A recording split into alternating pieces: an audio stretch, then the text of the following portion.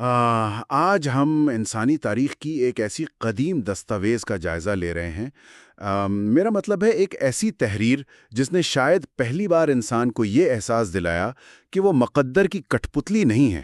بالکل صحیح کہا آپ نے، یہ ایک بہت ہی بنیادی تصور تھا اس وقت۔ تو ہمیشہ کی طرح اس تفصیلی اور گہرے مطالعے میں ہم مختلف حوالوں، قدیم تحریروں اور تحقیق کو سمیٹ کر وہ قیمتی نکات نکالیں گے جو سننے والوں کے علم میں اضافے کا باعث بنیں گے۔ جی ہاں، ان لوگوں کے لیے جو معلومات کے بوجھ تلے دبے بغیر ایک دلچسپ انداز میں چیزوں کو سمجھنا چاہتے ہیں۔ ایگزیکٹلی تو آج کا ہمارا موضوع زرتشت کی تعلیمات پر مبنی اہونوایتی گیتھا کا وہ انتہائی اہم حصہ ہے جسے یاسنا 31 کہا جاتا ہے۔ ہم اس قدیم اور مذہبی اور فلسفیانہ متن کے بنیادی الہیاتی موضوعات کو کھنگالیں گے۔ اور یہاں ہمارا مقصد کسی مخصوص نظریے کی ترویج نہیں ہے، جی بالکل نہیں۔ مقصد صرف ان اصولوں کو رپورٹ کرنا اور سمجھنا ہے جنہوں نے صدیوں تک انسانی اخلاقیات کی تشکیل کی ہے۔ تو چلیں اس قدیم اور پر اسرار دنیا کے دروازے کھولتے ہیں۔ اس موضوع پر بات کرنے کا یہ واقعی بہترین موقع ہے۔ دیکھیں، یسنا 31 کا یہ متن محض کوئی عام تاریخی دستاویز نہیں ہے۔ یہ انسانی شعور، کائنات کے بنیادی اصولوں اور اخلاقیات پر ایک انتہائی گہری یعنی کائناتی سطح کی بحث ہے۔ صحیح۔ یہ متن اہوناویتی گاتھا کا ایک کلیدی حصہ ہے، اور اس کی سب سے خاص بات یہ ہے کہ اس میں زرتشت کا پیغام کسی ایک مخصوص قبیلے یا وقت کے لیے محدود نہیں کیا گیا۔ یعنی یہ سب کے لیے تھا؟ جی ہاں، اسے پوری انسانیت کی بھلائی، رہنمائی اور فلاح کے لیے پیش کیا گیا ہے۔ اس متن کے آغاز میں ہی زرتشت اپنے الہی مشن کے لیے رہنمائی اور بصیرت مانگتے نظر آتے ہیں۔ چلیں اس بات کو ابتدائی سے تفصیل سے سمجھتے ہیں۔ جب ہم یزنا 31 کی پہلی 5 آیت پر غور کرتے ہیں تو ایک بہت ہی واضح پیغام سامنے آتا ہے۔ بالکل آتا ہے۔ زرتشت اہورا مزدا سے مخاطب ہو کر اپنے مشن کے لیے رہنمائی مانگ رہے ہیں۔ وہ ان لوگوں کا ذکر کرتے ہیں جو جھوٹ کی بری روح کے اثر میں آ کر نیک لوگوں کی تہذیب کو تباہ کر رہے ہیں۔ لیکن یہاں جو چیز مجھے سب سے زیادہ متوجہ کرتی ہے وہ ان کا رد عمل ہے۔ رد عمل تھوڑا مختلف ہے وہاں۔ بہت مختلف ہے۔ اس تباہی کو روکنے کے لیے وہ کوئی مادی طاقت، جنگ یا ہتھیار نہیں مانگتے۔ وہ سچائی، حسن سلوک کی روح، جسے آرمائیتی کہا گیا ہے، اور ایک بہترین ذہن کی مدد طلب کرتے ہیں۔ جی، کیا یہ کچھ زیادہ ہی مثالی اور غیر حقیقت پسندانہ نقطہ نظر نہیں ہے؟ جب جھوٹ اور فریب معاشرے کو تباہ کر رہے ہوں تو کیا محض سچائی اور ایک بہترین ذہنیت سے ان کا مقابلہ کیا جا سکتا ہے؟ بظاہر تو یہ بالکل غیر حقیقت پسندانہ لگ سکتا ہے، لیکن اصل میں دیکھیں یہی اس فلسفے کی سب سے بڑی طاقت ہے۔ کائنات کے اس نظام میں برائی کو محض ایک عارضی عمل نہیں بلکہ ایک بری روح کے طور پہ پیش کیا گیا ہے جو تہذیبوں کو اندر سے کھوکھلا کر دیتی ہے۔ اندر سے کھوکھلا کر دیتی ہے۔ واضح کریں تھوڑا اس کو۔ میرا مطلب ہے جب جھوٹ اور فریب کسی معاشرے کی بنیاد میں بیٹھ جاتے ہیں تو وہ سب سے پہلے اس معاشرے کے اخلاقی ڈھانچے اور باہمی اعتماد پر حملہ کرتے ہیں۔ زرتشت کا اہورا مازدا سے سچائی اور آرمائٹی یعنی حسن سلوک کی روح کو طلب کرنا اس بات کی نشاندہی کرتا ہے کہ تہذیب کی بقا محض مادی یا عسکری طاقت میں نہیں ہے بلکہ اخلاقی اور روحانی مضبوطی میں ہے۔ ایگزیکٹلی وہ ایک مقدس قانون اور الہامی اصولوں کی بات کرتے ہیں تاکہ ان سچائیوں کو ہر انسان کے شعور کا حصہ بنایا جا سکے۔ مقصد ایک ایسا طاقتور اور نیک معاشرہ قائم کرنا ہے جہاں سچائی کی جڑیں اتنی گہری ہوں کہ جھوٹ کی روح خود بخود دم توڑ دے۔ ہتھیار صرف جسموں کو فتح کر سکتے ہیں، جبکہ بہترین ذہن اور سچائی معاشروں کی روح کو فتح کرتے ہیں۔ واو، یہ بات سمجھ میں آتی ہے، لیکن یہ ہمیں سیدھا اس متن کے ایک اور پیچیدہ حصے کی طرف لے جاتی ہے جسے ہم بنیادی سمویت یعنی دو متضاد طاقتوں کا کائناتی تصادم کہہ سکتے ہیں۔ یہاں سب سے دلچسپ بات یہ ہے کہ یسنا 31 کی آیت 7 سے 10 تک اس کشمکش کو بہت واضح انداز میں بیان کیا گیا ہے۔ متن بتاتا ہے کہ کائنات کی ابتدا سے ہی دو بنیادی طاقتوں کے درمیان ایک جنگ جاری ہے۔ ایک طرف سچائی اور روشنی کے اصول ہیں اور دوسری طرف جھوٹ، فریب اور تاریکی۔ اور اگر ہم سوچیں تو روزمرہ کی زندگی میں بھی انسان ہر وقت اسی کشمکش کا شکار رہتا ہے۔ بالکل رہتا ہے۔ کوئی بھی فیصلہ کرتے وقت ایک راستہ سچائی کا ہوتا ہے اور دوسرا وقتی فائدے مگر جھوٹ کا۔ لیکن میرا ایک سوال ہے یہاں، اگر اہورا مازدا ہی کائنات کا واحد اور اعلیٰ ترین خالق ہیں تو پھر اس نے اس جھوٹ اور فریب کو وجود ہی کیوں بخشا؟ یہ ایک انتہائی اہم اور گہرا فلسفیانہ سوال ہے جس پر صدیوں سے بحث ہوتی آئی ہے۔ اگر ہم اس سنویت کو یاسنا 31 کے کائناتی پس منظر میں دیکھیں تو متن اس بات کی وضاحت کرتا ہے کہ ابتدا میں ہی اہورا مازدا نے سچائی اور روشنی کے اصول تخلیق کیے۔ صحیح۔ آیات 7 میں واضح طور پر کہا گیا ہے کہ جس نے سب سے پہلے یہ سوچا کہ شاندار آسمانوں کو روشنی کا لباس پہنایا جائے، اسی نے اپنی اعلیٰ ترین سمجھ بوجھ سے سچ اور روشنی کے اصول مرتب کیے۔ اسی لیے خالق کو بہترین ذہن کا باپ اور سچائی کا حقیقی خالق کہا گیا ہے۔ تو پھر جھوٹ کہاں سے آیا؟ کیا روشنی اور تاریکی دونوں اسی کے بنائے ہوئے نہیں ہیں؟ اب جہاں تک جھوٹ اور فریب کا تعلق ہے، متن اسے اہورا مازدا کی براہ راست تخلیق نہیں کہتا، بلکہ اسے سچائی کی غیر موجودگی یا عدم قرار دیتا ہے۔ جیسے اندھیرا اپنی ذات میں کچھ نہیں، بس روشنی کا نہ ہونا ہے۔ ایگزیکٹلی۔ خالق نے کائنات میں ایک توازن رکھا ہے اور اس کے ساتھ ہی شعور رکھنے والی مخلوق کو ایک انتخاب دیا ہے۔ سستی، غفلت اور دھوکہ دہی کی گنجائش اس لیے موجود ہے تاکہ انتخاب کا عمل بامانی ہو سکے۔ یعنی انسان کے پاس راستے موجود ہیں۔ جی ہاں، انسانوں کو ایک محنتی اور نیک محافظ بننے کا راستہ دیا گیا ہے، یا پھر ایک دھوکے باز اور غافل شخص بننے کا۔ یہ کشمکش انسان کے اندر اس لیے رکھی گئی ہے تاکہ وہ شعوری طور پر روشنی کا انتخاب کرے۔ یہاں آ کر ہم اس گفتگو کے سب سے اہم اور حیرت انگیز موڑ پر پہنچتے ہیں۔ یسنا 31 کی آیات 11 اور 12 کا مطالعہ واقعی انسان کو حیران کر دیتا ہے۔ آزاد مرضی والا حصہ؟ بالکل۔ ہزاروں سال پرانے اس متن میں جس طرح سے انسان کی آزاد مرضی کا تصور پیش کیا گیا ہے وہ دور حاضر کے جدید فلسفے سے پوری طرح ہم آہنگ لگتا ہے۔ آیات 11 کہتی ہے کہ اہورا مازدا نے اپنی کامل ذہنت سے انسانوں کے جسم اور روحانی ضمیر تخلیق کیے اور انہیں سوچ اور کردار کی طاقت بخشی۔ اور سب سے اہم بات، خالق نے انسانوں کو اپنی مرضی سے اپنے عقیدے کا انتخاب کرنے کی مکمل آزادی دی ہے۔ لیکن ذرا رکیے، کیا اس دور کے زیادہ تر مذاہب اور عقائد اس بات پر زور نہیں دیتے تھے کہ انسان مقدر کا قیدی ہے اور دیوتاؤں کی مرضی کے سامنے بے بس ہے؟ بالکل دیتے تھے۔ اس تناظر میں یہ آزاد مرضی کا تصور تو ایک بہت بڑی بغاوت معلوم ہوتی ہے۔ یہ واقعی ایک انقلاب تھا، اور یہی وہ نقطہ ہے جو اس متن کو انسانی تاریخ میں ایک منفرد حیثیت دیتا ہے۔ متن کے مطابق سب سے بڑی بات یہ ہے کہ انسانوں کو اپنی مرضی سے اپنے عقیدے کا انتخاب کرنے کی آزادی دی گئی ہے۔ اس دور کے بیشتر قدیم معاشروں میں انسان کو ستاروں، دیوتاؤں کے غصے یا پہلے سے طے شدہ تقدیر کا غلام سمجھا جاتا تھا۔ صحیح۔ لیکن یہاں آزاد مرضی کا یہ عظیم تحفہ ہی وہ بنیاد ہے جس پر پوری اخلاقیات کی عمارت کھڑی کی گئی ہے۔ ذرا سوچیں، اگر انسان کو انتخاب کی آزادی ہی نہ ہو تو پھر کسی عمل کو نیک یا بد اور کسی شخص کو ظالم یا مظلوم کیسے کہا جا سکتا ہے؟ اگر کوئی روبوٹ صرف دی گئی ہدایات پر عمل کر رہا ہے تو اس کے کسی اچھے کام پر اس کو انعام کا حقدار نہیں ٹھہرایا جا سکتا۔ ایگزیکٹلی۔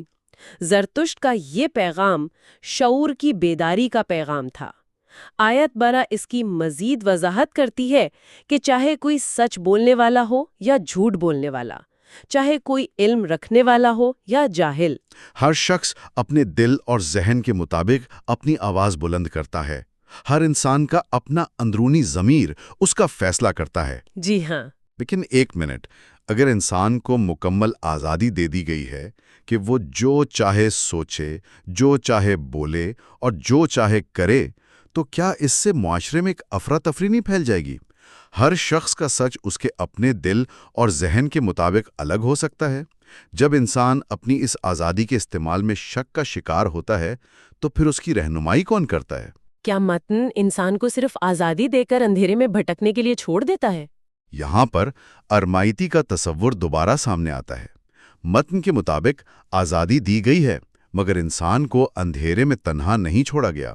جب انسان شک یا کشمکش میں مبتلا ہوتے ہیں تو حسن سلوک، دانش مندی اور عقیدت کی روح ان کی رہنمائی کے لیے ان کے پاس آتی ہے۔ یعنی رہنمائی موجود ہے، بس طلب کرنے کی دیر ہے۔ جی، انسان کا اپنا دل اور ذہن وہ حتمی عدالت ضرور ہے، لیکن یہ عدالت کائنات کے بہترین ذہن اور سچائی کے اصولوں سے جڑی ہوئی ہے۔ جب انسان اپنے اندر کی آواز کو غور سے سنتا ہے اور نیک نیتی سے سچ کی تلاش کرتا ہے تو کائناتی اصول خود بخود اس کی رہنمائی کرتے ہیں۔ یہ آزادی افراتفری کے لیے نہیں ہے، بلکہ یہ ایک شعوری اور ذمہ دارانہ معاشرے کی تعمیر کے لیے ہے۔ بالکل، اور یہ اس بات کا تقاضا کرتی ہے کہ انسان اپنے انتخاب کی ذمہ داری خود اٹھائے۔ تو اس سب کا مطلب کیا ہے؟ یعنی اس آزاد مرضی کے استعمال کے حتمی نتائج کیا نکلتے ہیں؟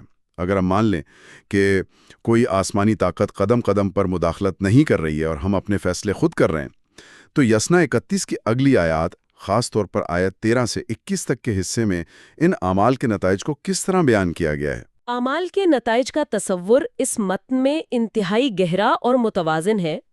آزاد مرضی کا یہ مطلب ہرگز نہیں ہے کہ اس کائنات میں کوئی قانون مکافات عمل نہیں ہے۔ متن واضح کرتا ہے کہ تمام عقائد اور اعمال، چاہے وہ کھلے عام کیے جائیں یا چھپ کر، کائنات کی ایک تیز بین نظر سے بچ نہیں سکتے۔ لیکن یہ تیز بھی نظر کسی جاسوس کی طرح نہیں ہے نا؟ نہیں، یہ کائنات کا وہ ناگزیر اصول ہے جو ہر عمل کو اس کے انجام تک پہنچاتا ہے۔ آیت 20 اور 21 میں ان اعمال کے نتائج کی بڑی خوبصورت وضاحت کی گئی ہے۔ جو نیکوکار ہے، جنہوں نے اپنی مرضی سے سچائی کا ساتھ دیا، ان کے لیے ایک انتہائی خوبصورت روحانی ارتقاء کا ذکر ہے۔ اچھا، کیا ذکر ہے ان کے لیے؟ متن کہتا ہے کہ ان کا ٹھکانہ نور کا مسکان ہوگا، یعنی ابوڈ آف لائٹ۔ خالق اپنے ان سچے دوستوں کو، جو روح اور عمل دونوں میں کھرے ہیں، سلامیت، بقائے دوام کا کمال عطا کرے گا۔ اور انہیں سچائی اور بہترین ذہن کے ساتھ ایک مستقل تعلق نصیب ہوگا۔ واہ! لیکن یہ انعام سونے چاندی سے بنے کسی محل کی صورت میں تو نہیں لگتا۔ جی نہیں، بلکہ یہ ایک اعلیٰ ترین شعوری حالت ہے جہاں انسان خود روشنی بن جاتا ہے۔ یہ تو ہوئی نیکوکاروں کی بات، لیکن ان لوگوں کا کیا جنہوں نے جان بوجھ کر جھوٹ اور دھوکے کا راستہ چنا؟ متن میں برے اعمال کرنے والوں کے نتائج کے بارے میں جو کچھ لکھا ہے وہ بہت سخت ہے۔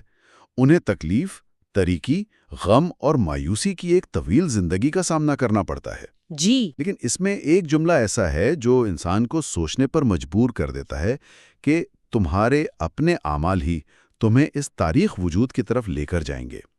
یعنی کوئی بیرونی طاقت انہیں سزا کے طور پر اندھیرے میں نہیں دھکیل رہی، بلکہ وہ انسان خود اپنے جھوٹ اور بدنیتی کے ذریعے اپنے لیے ایک اندھا کنواں کھود رہا ہے۔ کیا ہم اس کو اس طرح سمجھ سکتے ہیں کہ یہ سزا محض ایک قدرتی نتیجہ ہے، بالکل ویسے ہی جیسے آگ میں ہاتھ ڈالنے کا نتیجہ جلنا ہے؟ 100% ایسا ہی ہے۔ آپ نے اس فلسفے کی اصل روح کو سمجھ لیا۔ دیکھیں، یہ قدیم دیو ملائی عقائد کی اس روایتی تصویر کو یکسر مسترد کر دیتا ہے جہاں دیوتا انسانوں سے ناراض ہو کر انہیں طرح طرح کی سزائیں دیتے تھے۔ یسنا 31 کا یہ پہلو انسان کو مکمل طور پر اس کی اپنی تقدیر اور انجام کا ذمہ دار ٹھہراتا ہے۔ تمہارے اپنے اعمال کا تصور جھوٹ کی فطرت میں ہی تاریکی اور تنہائی چھپی ہے۔ ایگزیکٹلی، جو شخص جھوٹ بولتا ہے، فریب دیتا ہے، وہ معاشرے میں فساد اور بے اعتمادی لے کر آتا ہے، اور آخرکار وہ خود اسی تباہی اور اندھیرے کا حصہ بن جاتا ہے جسے اس نے اپنے ارد گرد پھیلایا تھا۔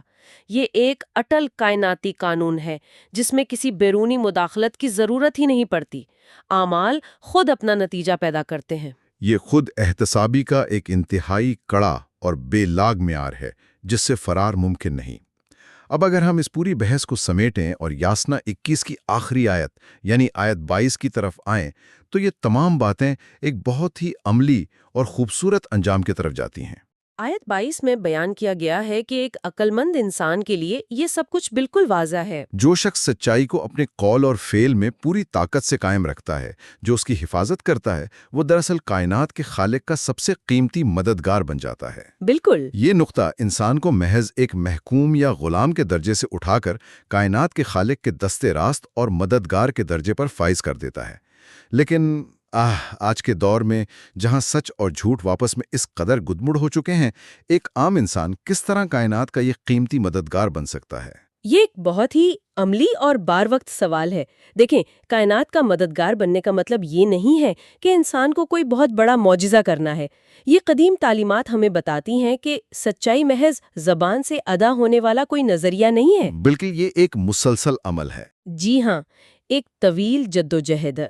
جب ہم کہتے ہیں کہ ہمیں معاشرے میں ایک مثبت اور نیک حکمرانی قائم کرنی ہے، یعنی رائچس ڈومینین بنانی ہے، تو اس کا آغاز کسی بہت بڑے انقلاب سے نہیں ہوتا۔ اس کا آغاز ہر اس فرد سے ہوتا ہے جو اپنی ذاتی زندگی میں، اپنے روزمرہ کے چھوٹے چھوٹے اعمال میں سچائی کو قائم کرتا ہے۔ آج کے اس دور میں تو معلومات کا سیلاب ہے، سچ کو پہچاننا مشکل ترین کام بن چکا ہے۔ ایگزیکٹلی۔ وہاں یہ تعلیمات ہمیں یاد دلاتی ہیں کہ حق اور باطل کا حتمی فیصلہ کسی باہر کی عدالت میں نہیں، بلکہ ہمارے اپنے اندر موجود ہے۔ سچائی کا ساتھ دینا محض کسی فرد کی ذاتی نجات کا ذریعہ نہیں ہے، بلکہ یہ اس پوری کائنات کے نظام کو توازن میں رکھنے کے لیے ناگزیر ہے۔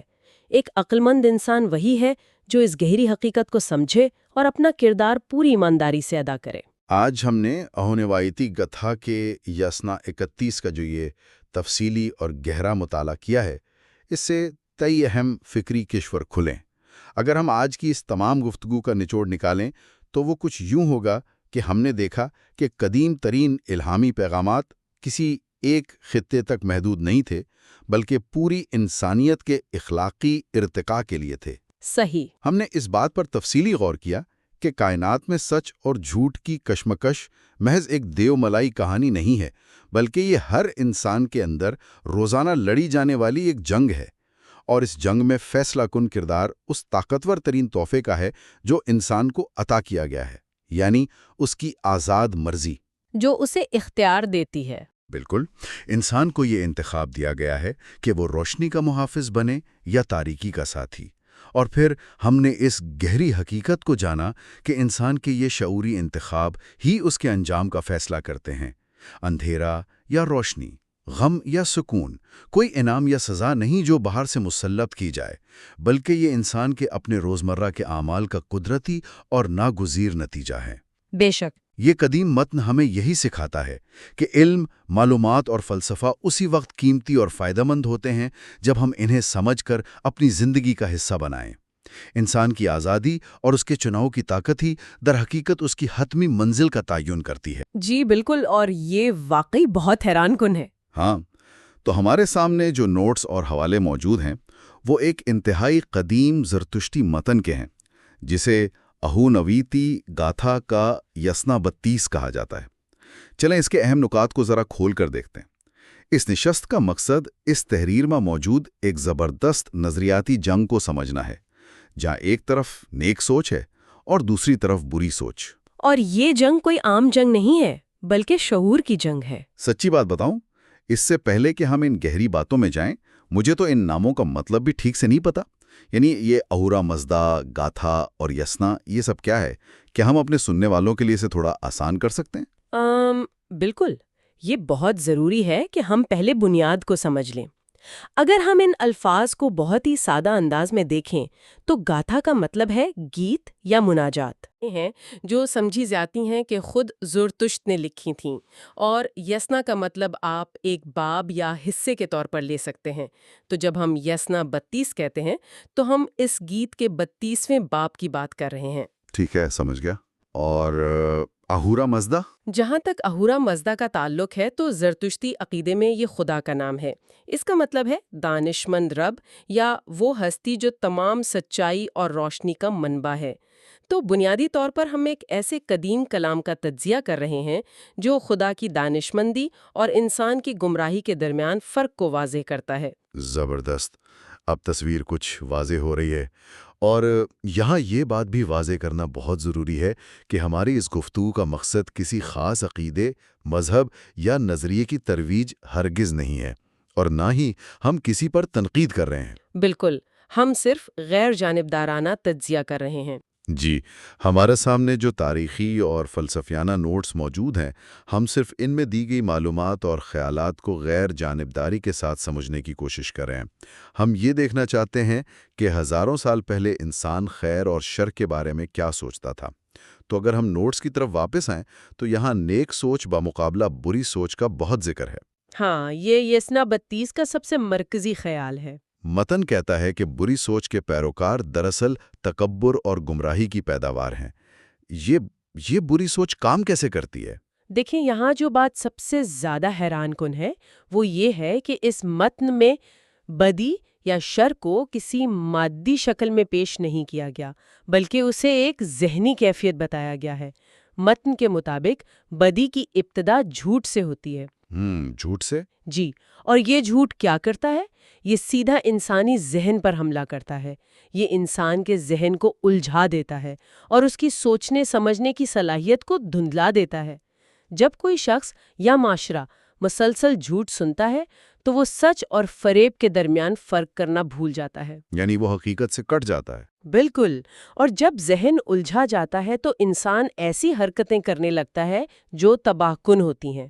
تکبر اور گمراہی کوئی پیدائشی خامیاں نہیں ہے، بلکہ یہ اسی الجھے ہوئے ذہن کا نتیجہ ہے جو حقیقت سے رابطہ کھو چکا ہوتا ہے۔ تو اس کا مطلب ہے کہ بری سوچ کا پہلا ہدف جسم یا مال نہیں، بلکہ خود انسانی شعور ہے۔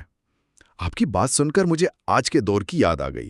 یعنی یہ تو بالکل آج کی جھوٹی خبروں یا سوشل میڈیا کے پروپیگنڈے کی طرح ہے نا؟ بہت عمدہ مثال دی آپ نے۔ ہاں، مطلب جہاں مسلسل غلط معلومات پھیلا کر لوگوں کے ذہنوں کو اتنا الجھا دیا جاتا ہے کہ وہ سچ کو پہچان ہی نہیں پاتے اور پھر غصے اور تکبر میں آ کر غلط فیصلے کرتے ہیں۔ اگر ہم اسے وسیع تر تناظر میں دیکھیں تو آپ کا یہ موازنہ بالکل درست ہے۔ ہزاروں سال پہلے کا یہ فلسفہ آج کی معلومات کی جنگ پر پوری طرح لاگو ہوتا ہے۔ جب آپ حقائق کو مسخ کرتے ہیں تو آپ دراصل انسان کو اس کی نیک سوچ سے محروم کر رہے ہوتے ہیں۔ اور پھر انسان تباہی کی طرف جاتا ہے۔ جی، متن میں ایک جگہ لکھا ہے کہ ان جھوٹوں نے انسانیت کو اس کی دائمی مسرت اور خوشی سے محروم کر دیا ہے۔ یہ خوشی کوئی مادی دولت نہیں ہے، بلکہ یہ وہ اندرونی سکون ہے جو سچائی کے راستے پر چلنے سے ملتا ہے۔ جب معاشرے میں جھوٹ عام ہو جائے تو وہاں سے حقیقی سکون ختم ہو جاتا ہے اور لوگ ایک بے چینی کا شکار ہو جاتے ہیں۔ یہاں کر بات واقعی بہت دلچسپ ہو جاتی ہے، کیونکہ میرے سامنے جو حوالے ہیں ان میں بری سوچ کو صرف خیالات کی حد تک محدود نہیں رکھا گیا، اس کے بہت ہی عملی اور بھیانک نتائج بتائے گئے ہیں۔ جی بالکل، یسنا 32 اس معاملے میں بہت واضح ہے۔ میرے نوٹس میں لکھا ہے کہ ان برے لوگوں پر الزام ہے کہ وہ زندگی کے تانے بانے کو تباہ کرتے ہیں۔ اور ذرا یہ سنیے، متن کہتا ہے کہ وہ چراگاہوں کو خشک کرتے ہیں اور خطوں کو ویران کرتے ہیں۔ میں تو سمجھ رہا تھا کہ یہ کوئی روحانی گناہ ہوں گے، لیکن یہ تو موسمیاتی تبدیلیوں اور ماحولیاتی تباہی کی باتیں لگ رہی ہیں۔ کیا واقعی اتنے قدیم دور کے لوگ ماحولیات کے بارے میں اتنے حساس تھے؟ یہ ایک بہت اہم نکتہ ہے جو اکثر پرانی تحریروں کو پڑھتے ہوئے نظر انداز کر دیا جاتا ہے۔ عام طور پر ہم سمجھتے ہیں کہ قدیم مذاہب میں گناہ کا مطلب صرف کوئی رسم ادا نہ کرنا ہوتا تھا، لیکن یزنا 32 میں ایک بہت ہی جدید اور عملی سوچ ملتی ہے۔ مطلب وہ زمین کی تباہی کو براہ راست بدی سے جوڑتے تھے؟ جی ہاں، اس وقت کے معاشرے کی بقا زراعت اور مویشی بانی پر تھی، تو چراگاہوں کا خشک ہونا یا زمین کا ویران ہونا محض ایک قدرتی آفت نہیں سمجھا جاتا تھا، بلکہ اسے کرپٹ قیادت، ناانصافی اور انسان کی بری سوچ کا براہ راست نتیجہ مانا جاتا تھا۔ یعنی وہ بدی کا عملی مظاہرہ تھا۔ بالکل۔ آج کے دور میں جب ہم جنگلات کاٹتے ہیں یا لالچ میں آ کر زمین کے وسائل کو بے دردی سے لوٹتے ہیں تو یہ اسی قدیم بری سوچ کی عملی شکل ہے۔ ظلم صرف انسانوں پر نہیں ہوتا، بلکہ قدرت کے توازن کو بگاڑنا بھی سب سے بڑا گناہ تصور کیا گیا ہے۔ یہ بات بہت گہری ہے کہ فطرت اور انسان کا آپس کا رشتہ بھی سچائی پر مبنی ہے۔ اچھا، میرے نوٹس میں کچھ بہت ہی عجیب و غریب نام اور کردار بھی شامل ہیں۔ مثلاً ایک کردار کا ذکر ہے یما، وواہنت کا بیٹا، اور اس پر جو الزام لگایا گیا ہے وہ تو مجھے پڑھ کر بڑی حیرت ہوئی۔ یما کا کردار اس متن میں بہت کلیدی حیثیت رکھتا ہے۔ ہاں، لکھا ہے کہ اس نے انسانوں کو خوش کرنے کے لیے انہیں گائے کا گوشت کھانے کی اجازت دی اور اسے ایک بہت بڑا گناہ قرار دیا گیا ہے۔ مطلب کیا؟ اگر آج کوئی لیڈر عوام کو خوش کرنے کے لیے محلے میں مفت کھانے کا اعلان کر دے تو کیا وہ یہ یما ہے؟ ایک غذائی معاملے کو اتنا بڑا گناہ کیوں بنا کر پیش کیا گیا ہے؟ آپ کا سوال بجا ہے، لیکن یہاں معاملہ تھوڑا مختلف اور بہت گہرا ہے۔ اس قدیم زرتشتی فلسفے میں اور ان کے دیہاتی معاشرے میں گائے محض ایک جانور نہیں تھی، بلکہ وہ زمین، قدرتی وسائل اور زندگی کی بقا کی علامت تھی۔ اچھا، تو گائے ایک علامت کے طور پر استعمال ہوئی ہے۔ جی بالکل۔ یما کی کہانی دراصل ایک استعارہ ہے۔ یما ایک ایسا حکمران تھا جس نے اپنی عوام کو وقتی طور پر خوش کرنے کے لیے یا سستی شہرت پانے کے لیے طویل مدتی وسائل کو تباہ کرنے کی اجازت دے دی۔ تو اس کا مطلب ہے کہ یہ محض گوشت کھانے کی ممانت نہیں تھی، بلکہ یہ ایک مقبولیت پسند لیڈر کی کہانی ہے جو عوام کی واہ واہ کے لیے سب کچھ لٹا دیتا ہے۔ 100% درست۔ یہ ایک ایسے رہنما کی کہانی ہے جو لوگوں کی ناجائز اور وقتی خواہشات کو پورا کرنے کے لیے ریاست یا قدرت کے ان وسائل کو قربان کر دیتا ہے جو آنے والی نسلوں کے لیے ضروری ہیں۔ جیسے آج کے دور میں کوئی حکومت الیکشن جیتنے کے لیے معیشت کا ستیاناش کر دے۔ جی ہاں، یا ماحولیات کو تباہ کرنے والے پروجیکٹس کو اجازت دے دے۔ یما کا کردار ہمیں بتاتا ہے کہ ایک لیڈر جو سچائی کے بجائے عوام کی عارضی واہ واہ کے پیچھے بھاگتا ہے، وہ دراصل پورے معاشرے کو اندھی کھائی میں گرا رہا ہوتا ہے۔ کمال ہے، یہ تو بالکل آج کی سیاست لگتی ہے۔ اسی طرح کے کچھ اور نام بھی میرے نوٹس میں لکھا ہے کہ کچھ قبائلی سردار تھے جن کے نام گریہاما، کاویز اور کارپنٹس تھے۔ ان پر الزام ہے کہ انہوں نے طویل عرصے تک جھوٹ کو فروغ دیا اور مشروب کی آگ بھڑکائی۔ اب یہ مشروب کی آگ کا کیا معاملہ ہے؟ یہ بہت ہی دلچسپ حصہ ہے۔ ہاں، کیا واقعی کوئی خاص مشروب پیا جا رہا تھا وہاں پر، یا اس کے پیچھے بھی کوئی پوشیدہ مطلب ہے؟ جی نہیں، یہ کوئی عام پینے پلانے کی بات نہیں تھی۔ گرہاما، کاویز اور کارپنز دراصل اس زمانے کی اشرافیہ تھے۔ کاویز سے مراد وہ شہزادے یا سیاسی رہنما تھے جو اقتدار میں تھے، اور کارپنز وہ بدعنوان مذہبی پیشوا تھے جو مذہب کے نام پر لوگوں کو بیوقوف بناتے تھے۔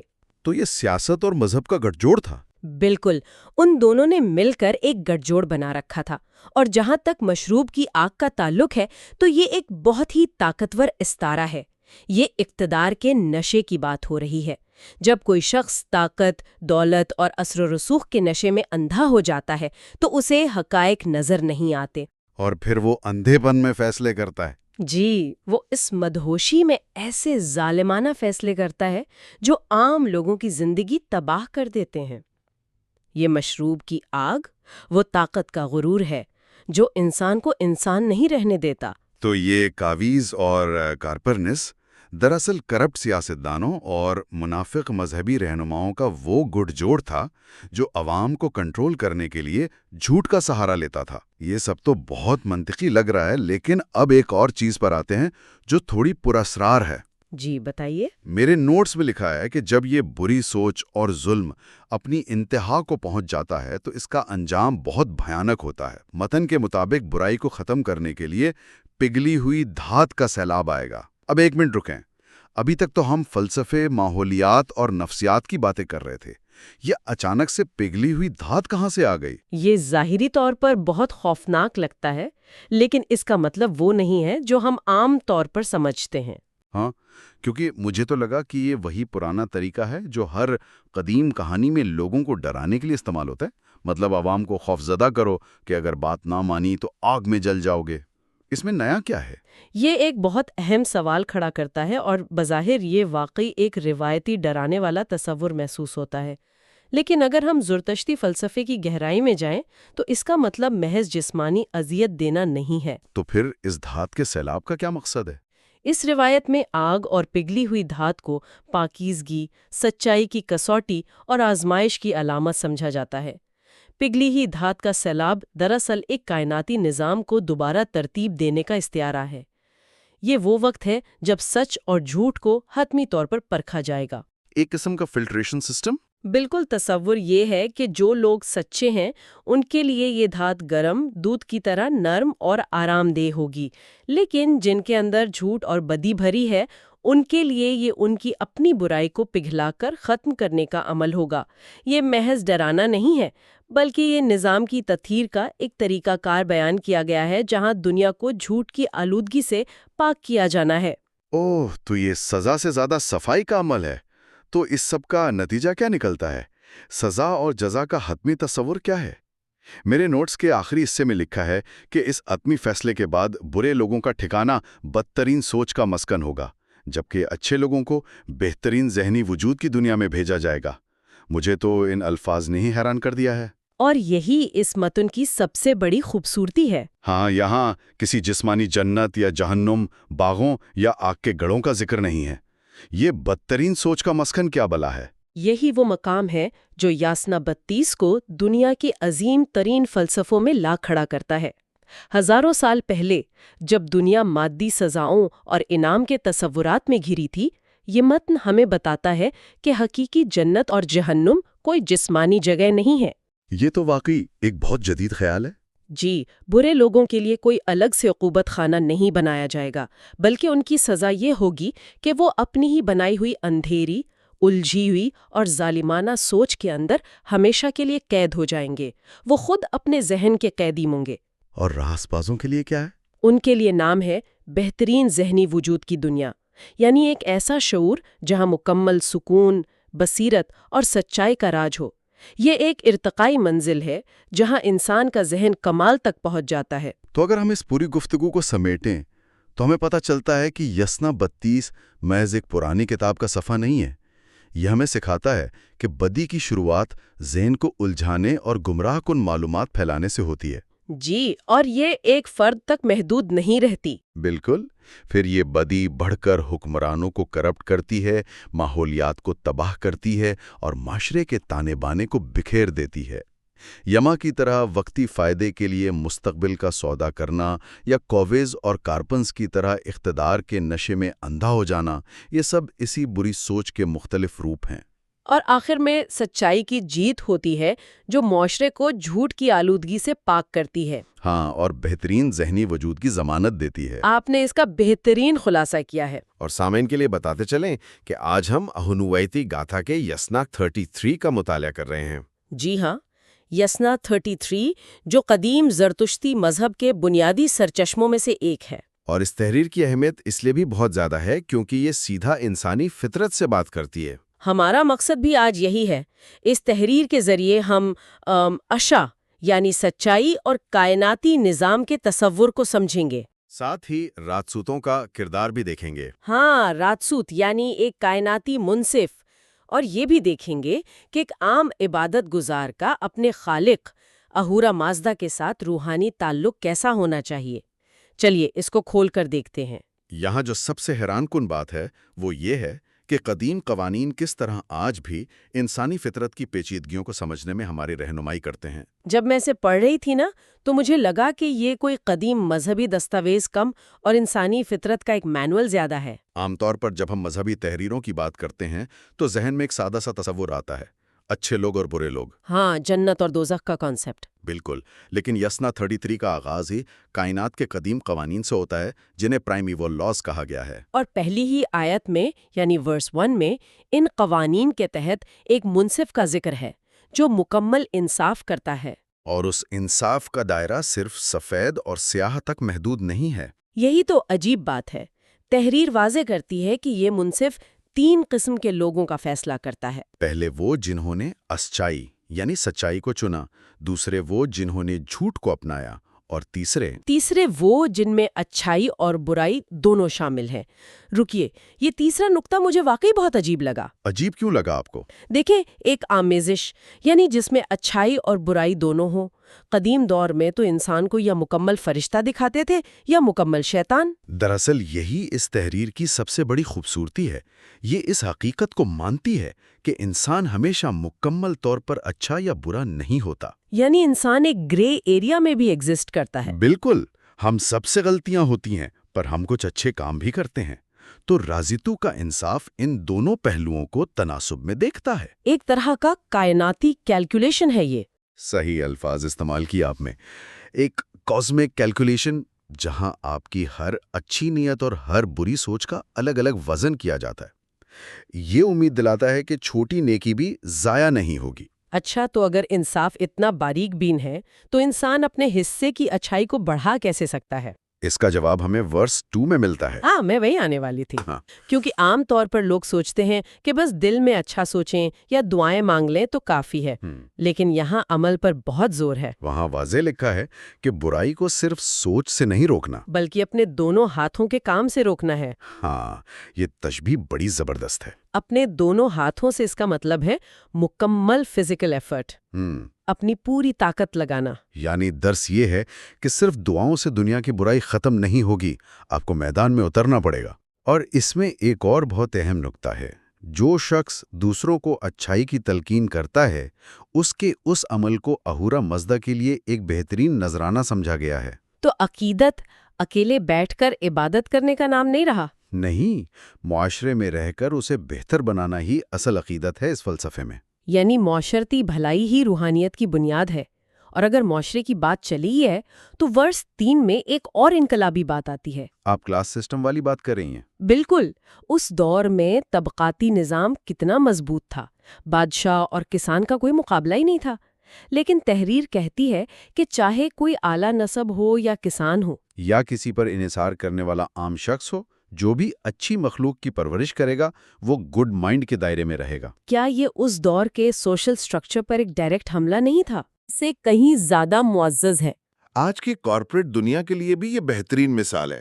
ہم ٹائٹل کو قدر سمجھتے ہیں، جبکہ قدر کام کی ہوتی ہے۔ سی ای او اور سیکیورٹی گارڈ دونوں کو ایک ہی KPI پر جج کیا جا رہا ہے کائنات کے نظام میں، سچائی اور بھلائی۔ اور انہی بھلائیوں کی حفاظت کے لیے ورس 4 میں دعاؤں کا ذکر آتا ہے۔ ہاں، وہاں عبادت گزار صرف ذاتی گناہوں کی معافی نہیں مانگ رہا، وہ معاشرے میں پھیلنے والی برائیوں سے بچنے کا طریقہ بیان کرتا ہے، جس میں نافرمانی، بری سوچ اور خاص کر بغاوت شامل ہے۔ اور سب سے بڑھ کر بہتان تراشوں کی پھیلائی ہوئی بدگمانی، ساتھ ہی مویشیوں کی چاراگاہوں کی بربادی کا بھی ذکر ہے۔ سلینڈر یعنی بہتان تراشی اور چراگاہوں کی بربادی۔ مجھے شروع میں یہ تھوڑا عجیب لگا تھا کہ ان دونوں کو برابر کیوں رکھا گیا ہے۔ ذاتی طور پر دیکھیں تو عجیب لگتا ہے، پر اس سوسائٹی کی اکانومی سوچیں، چراگاہیں ان کی معیشت کی بنیاد تھیں۔ اگر وہ تباہ ہوئیں تو لوگ بھوکے مریں گے۔ اور دوسری طرف بدگمانی کیا کرتی ہے؟ وہ اعتماد تباہ کرتی ہے۔ ایک فزیکل سروائیول کا خطرہ ہے اور دوسرا سوشل سروائیول کا۔ اب سمجھ آئی۔ تو دنیاوی اور معاشی تحفظ کو برابر اہمیت دی گئی ہے، کیونکہ افواہیں معاشرے کو اندر سے کھوکھلا کرتی ہیں۔ بالکل۔ یہاں آ کر موضوع انتہائی دلچسپ ہو جاتا ہے، کیونکہ جب ہم ان عملی برائیوں سے نکلتے ہیں تو اچانک تحریر ایک نئے روحانی مقام پر چلی جاتی ہے۔ ورس 5 کی بات کر رہی ہیں آپ؟ جی، ورس 5، جہاں عبادت گزار کسی انسانی طاقت کو نہیں بلکہ سروشا کو پکارتا ہے۔ سروشا، جسے ڈیوائن انسپریشن یا الہام کہا گیا ہے۔ اور مقصد بتایا گیا ہے ہمیشہ کہ زندگی یعنی لائف ایٹرنل اور سچائی کا راستہ پانا۔ یہ ٹرانزیشن دیکھیں کتنا اہم ہے۔ ایک انسان جو ابھی کھیتی باڑی اور بہتان تراشی سے بچنے کی بات کر رہا تھا، اچانک الہام اور آخری بادشاہت مانگ رہا ہے۔ یہ ارتقاء کیسے ہوتا ہے ایک عام عبادت گزار میں؟ یہ انسانی شعور کا ایوولوشن ہے۔ جب انسان اپنے دنیاوی فرض پورے کر لیتا ہے تو اس کے اندر ایک روحانی پیاس پیدا ہوتی ہے، جو دنیاوی چیزوں سے نہیں بجھتی۔ صحیح کہا۔ سروشا کو پکارنا اس بات کا اعتراف ہے کہ انسانی عقل محدود ہے، ہم خالق کو مکمل سمجھ نہیں سکتے۔ تو الہام ایک پل کی طرح کام کرتا ہے جو انسان کو اس کائناتی سچائی تک لے جاتا ہے۔ اور ورس 6 میں یہ پل اور بھی مضبوط دکھائی دیتا ہے۔ وہ ورس 6 تو واقعی زبردست ہے، جہاں ایک ثابت قدم مذہبی رہنما آشا کا راستہ سیکھنے کے بعد اہورا مازدا سے براہ راست مشورے کی درخواست کرتا ہے۔ کنسلٹیشن اور ویژن کی مانگ۔ یہ اتنی بولڈ درخواست ہے جیسے کوئی عام امپلائی یونیورس کے CEO سے ڈائریکٹ 1-on-1 میٹنگ مانگ رہا ہو، سارے مینیجرز کو بائی پاس کر کے۔ آپ کی مثال بہت سٹیک ہے، اور یہی اس روحانیت کا خوبصورت پہلو ہے۔ یہاں غلام اور غلام جیسا رشتہ نہیں ہے، جہاں صرف خوف ہو۔ ہاں، یہاں ایک پارٹنرشپ جیسا توازن ہے، دوست اور رہنما کا تعلق۔ اہورا مازدا چاہتا ہے کہ مخلوق اسے سمجھے، ڈرے نہیں۔ اور اس قریبی تعلق کے بعد بھی وہ اسے VIP ایکسس سمجھ کر اپنے تک نہیں رکھتا۔ ورس 7 میں پیغام کے پھیلاؤ کی بات آتی ہے۔ وہ عبادت گزار دریا دل ہے۔ وہ چاہتا ہے کہ اہورا مازدا سچائی کی روح کے ساتھ اس تک پہنچے تاکہ یہ پیغام اور بھلائی پوری دنیا کے سامنے ظاہر ہو، سب تک پہنچے۔ بھلائی کا فائدہ تبھی مکمل ہوتا ہے جب وہ دریا کی طرح بہتی رہے، محدود نہ رہے۔ اور یہ عزم یسنا 33 کے تیسرے حصے میں اپنے عروج پر پہنچتا ہے، ورسز 8 سے 10 میں۔ جہاں حقیقی بھلائی، جسے الٹیمیٹ گڈ کہا گیا ہے، اس کی درخواست ہوتی ہے۔ وہ عام چیزیں نہیں مانگ رہا اب، وہ پرفیکشن اور لازوال زندگی مانگ رہا ہے، اور سب سے پیاری بات اس کی شکر گزاری ہے۔ زندگی کی تمام خوشیاں، چاہے وہ ماضی میں تھیں، حال میں ہیں یا مستقبل میں آئیں گی، ان سب کو وہ اہورا مازدا کے فضل سے جوڑ دیتا ہے۔ وقت کے تینوں حصوں کو اس نے ایک ہی دوری میں پرو دیا۔ یہ شکر گزاری کا وسیع تصور ہے۔ ہم عام طور پر صرف آج کی مشکل پر روتے ہیں، یا کل کے فائدے کی دعا کرتے ہیں۔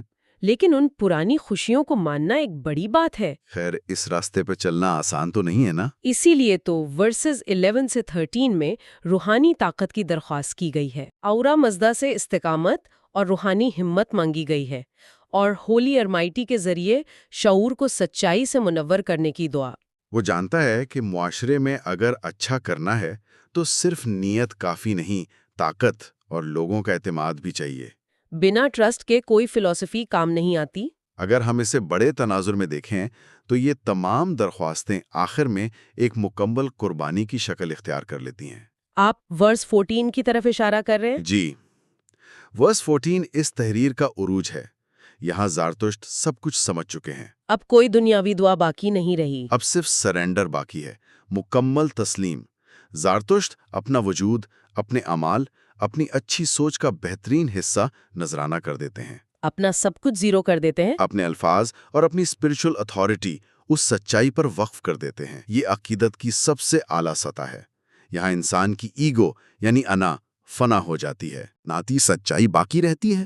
یہ کانسیپٹ سچ میں ہوش اڑا دینے والا ہے۔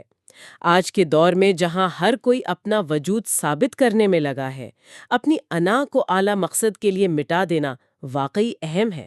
بالکل۔ تو ان سب کا آخر مطلب کیا ہے؟ اگر ہم اس پورے علمی سفر کو سمیٹتے ہوئے خلاصہ کریں تو تحریر ہمیں کائناتی انصاف اور اخا کا درس دیتی ہے۔ جہاں لیبل نہیں دیکھے جاتے، انسان کی سوچ، اس کے دونوں ہاتھوں کے اعمال اور نیت اس کی منزل طے کرتی ہے۔ آپ کسی بھی مقام پر ہوں، اگر آپ بھلائی کی پرورش کر رہے ہیں تو آپ گڈ مائنڈ کا حصہ ہیں۔ اور آخری سبق یہ ہے کہ روحانیت اکیلے پن کا نام نہیں، اسے اعمال کے ذریعے دنیا میں پھیلانا ضروری ہے۔ انسان کو بھلائی کے مشن میں ایک ایکٹیو پارٹنر بننا ہوتا ہے۔ ایکٹیو پارٹنر بننا بہت ہی خوبصورت انداز ہے یہ۔ اب گفتگو کے اختتام پر سامعین کے لیے ایک آخری فکر انگیز سوال چھوڑنا چاہتی ہوں۔ ضرور۔ ہم نے ورس 4 میں بہتان تراشوں کی پھیلائی ہوئی بدگمانی اور چراگاہوں کی بربادی سے بچنے کا ذکر دیکھا تھا۔ سوشل اور اکنامک فاؤنڈیشنز کی بربادی۔ تو آج کے اس دور میں جہاں معلومات اور افواہوں کا سیلاب ہے، ہمیں خود سے یہ سوال کرنا چاہیے کہ ہماری اپنی اچھی سوچ کس طرح معاشرتی بہتان تراشی کو روکتی ہے۔ بہت پوائنٹ کی بات ہے۔ صحیح، یسنا 34 جو کہ ایک بہت ہی بنیادی اہمیت رکھتا ہے۔ بالکل۔ اب بظاہر یہ نام سن کر ایسا لگ سکتا ہے کہ شاید یہ کوئی ہسٹری کی کلاس ہے یا ہم تاریخ کے بوجھل اوراق پلٹنے والے ہیں، لیکن یقین جانیں یہ تحریریں محض پرانی کہانیاں نہیں ہیں۔ ان میں انسانیت اور روحانیت اور اس کائنات کے پورے نظام کو سمجھنے کے لیے ایک ایسا ضابطہ حیات موجود ہے جو آج کے دور میں بھی حیران کن حد تک مطالعے کا محسوس ہوتا ہے۔ میں اتفاق کرتی ہوں، اور اسی لیے یہ بحث اتنی اہم ہے۔ جی، تو آج کے اس مطالعے کا ہمارا مشن یہ ہے کہ ہم اس تحریر کے روحانی اور اخلاقی ڈھانچے کی گہرائی میں اتریں۔ خاص طور پر ہمارا فوکس اس بات پر رہے گا کہ اس متن میں بار بار جس نیک ذہن یعنی ایک خالص مائنڈ سیٹ اور سچائی کا ذکر آتا ہے، وہ کس طرح ایک کامل بادشاہت یا ایک راست باز پرفیکٹ زندگی کے حصول میں اپنا کردار ادا کرتے ہیں۔ تو چلیں اس کے مختلف پہلوؤں کو سمجھتے ہیں۔ ضرور، اور اس مطالعے کی اہمیت کو صحیح طرح سے محسوس کرنے کے لیے سننے والوں کے لیے یہ جاننا بہت ضروری ہے کہ ہم اسے محض ایک تاریخی دستاویز یا روایتی پرانی کتاب کے طور پر نہ پڑھیں۔ مطلب ہم اسے کسی خاص عقیدے کے لینس سے نہ دیکھیں۔ جی بالکل، ہم بالکل غیر جانبدار رہ کر اس کا جائزہ لے رہے ہیں۔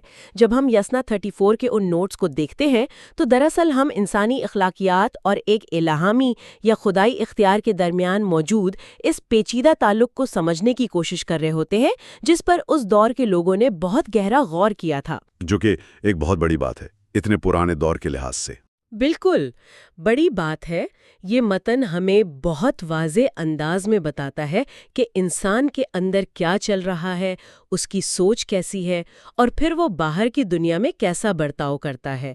یہ دونوں چیزیں الگ نہیں ہیں بلکہ ایک دوسرے سے بہت گہرائی سے جڑی ہوئی ہیں۔ اور میرے خیال میں یہی غیر جانبدارانہ اور کھلی سوچ ہمیں اس متن کو بہتر طور پر سمجھنے میں مدد دے گی۔ ہاں، یہ دیکھنا واقعی بہت دلچسپ ہے کہ اتنے قدیم دور میں بھی لوگ طاقت اور انصاف کے حوالے سے کتنی تنقیدی سوچ رکھتے تھے۔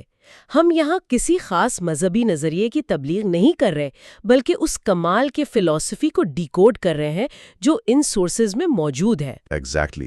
اور اگر ہم یسنا 44 کی بالکل ابتدائی آیات یعنی پہلی سے تیسری آیت کے نوٹس پر غور کریں تو وہاں ایک انتہائی طاقتور دعویٰ یا پیغام ملتا ہے۔ جی، وہ شروعات ہی بہت پرجوش انداز میں ہوتی ہے۔ ہاں، متن کے مطابق تمام اعمال، تمام الفاظ اور کی جانے والی تمام عبادات لارڈ مزدا کے لیے وقف کی گئی ہیں، اور ان سب چیزوں کا حتمی مقصد کیا بیان کیا گیا ہے؟ حتمی مقصد جو کہ بہت ہی واضح ہے۔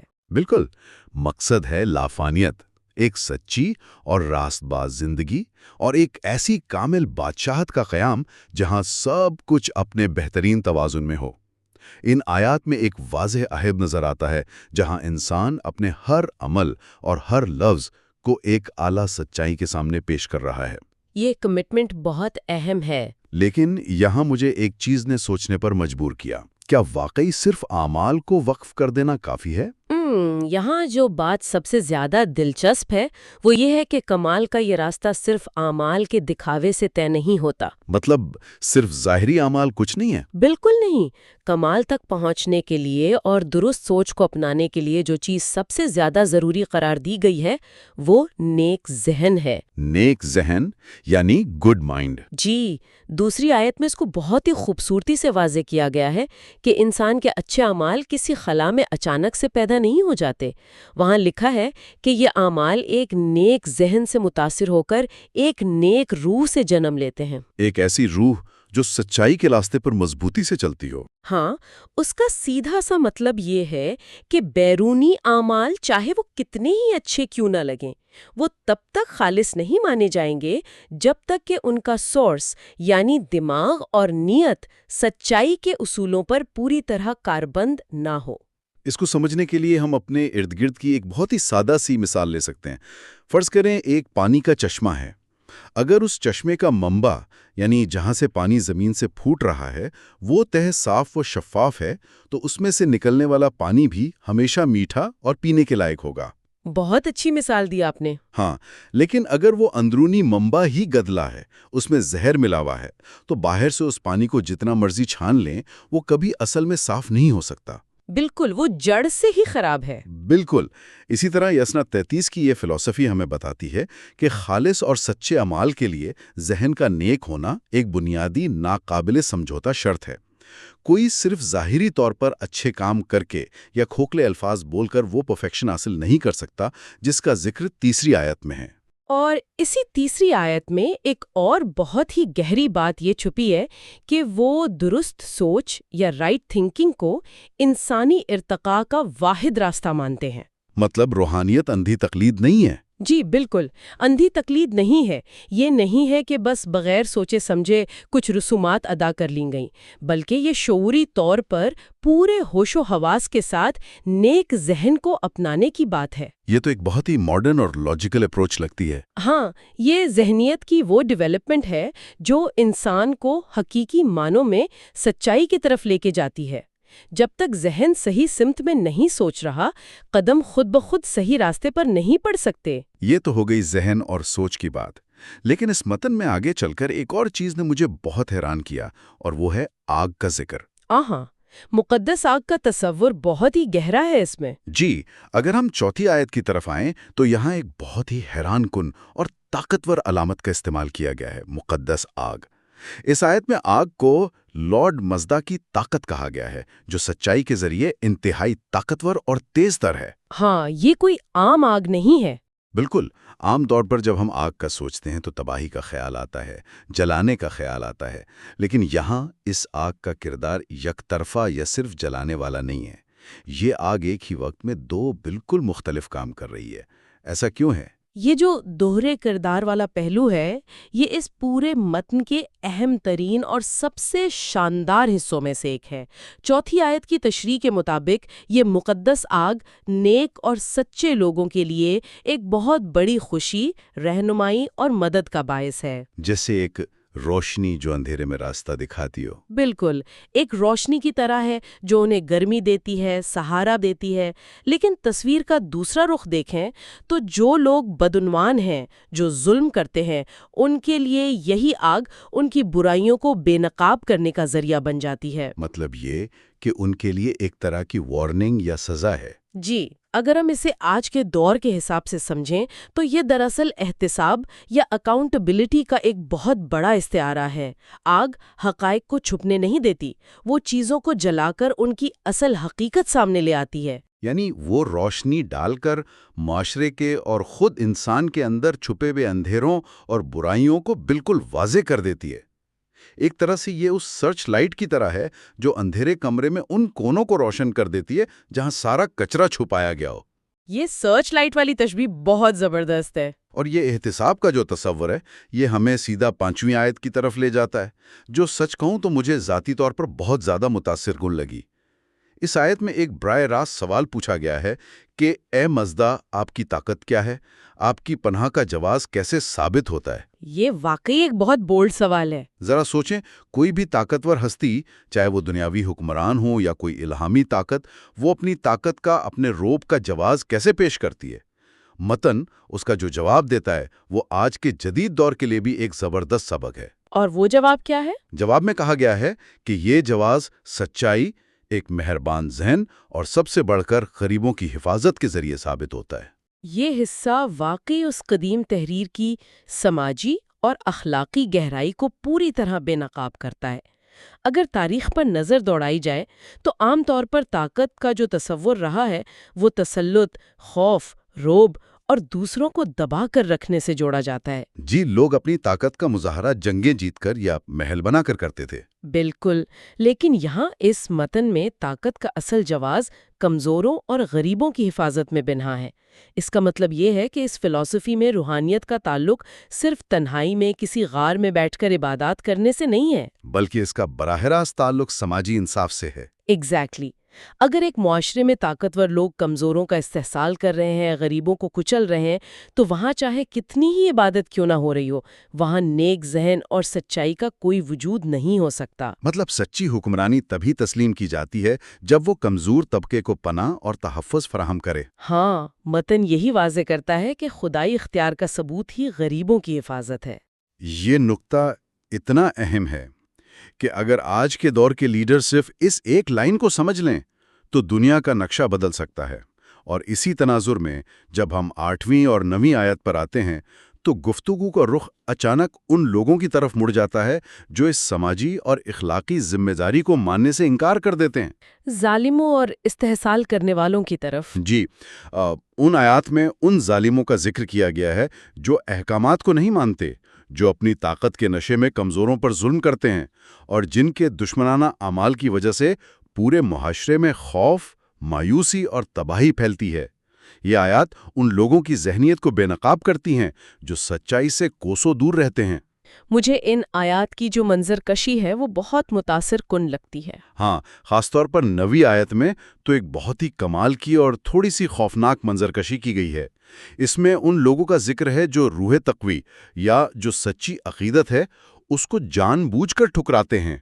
ایسا نہیں ہے کہ وہ سچ کو جانتے نہیں ہیں، وہ جانتے ہیں لیکن اپنی ضد کی وجہ سے برائی کی طرف جاتے ہیں۔ بالکل، اپنی جہالت اور نیک ذہن کو نظر انداز کرنے کی وجہ سے اس پر متن ایک کمال کی بات کہتا ہے کہ سچائی ان لوگوں سے ایسے دور بھاگتی ہے، اتنی تیزی سے دور ہوتی ہے جیسے انسان جنگلی درندوں سے بھاگتے ہیں۔ یہ جو جنگلی درندوں کی تشبیہ ہے یہ بہت ہی پاورفل ہے۔ یہ تشبیہ اس بات کی بہت گہری عکاسی کرتی ہے کہ سچائی اور ظلم کبھی ایک جگہ اکٹھے نہیں رہ سکتے، یہ دونوں ایک دوسرے کے ضد ہیں۔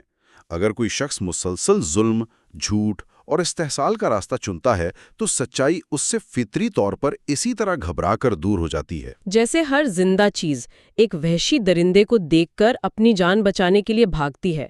سچ میں رونگٹے کھڑے کر دینے والی تشبیہ ہے۔ تصور کریں، ایک طرف وہ ظالم ہیں جو درندوں کی طرح کمزوروں کو نوچ رہے ہیں اور سچائی ان سے ڈر کے بھاگ رہی ہے، اور دوسری طرف 10ویں آیت میں ایک بالکل مختلف کردار متعارف کروایا گیا ہے جسے سمجھدار انسان کہا گیا ہے۔ یہ سمجھدار انسان ان ظالموں کی بالکل اپوزٹ فورس ہے۔ جی، وہ درندہ نہیں ہے، وہ باشعور ہے، وہ نیک ذہن کے اعمال پر زور دیتا ہے، وہ جانتا ہے کہ ایک وفادار اور سچی زندگی کا پھل کیا ہوتا ہے۔ لیکن اس سمجھدار انسان کی خاص بات کیا ہے؟ وہ صرف چپ چاپ بیٹھ کر تماشا نہیں دیکھتا۔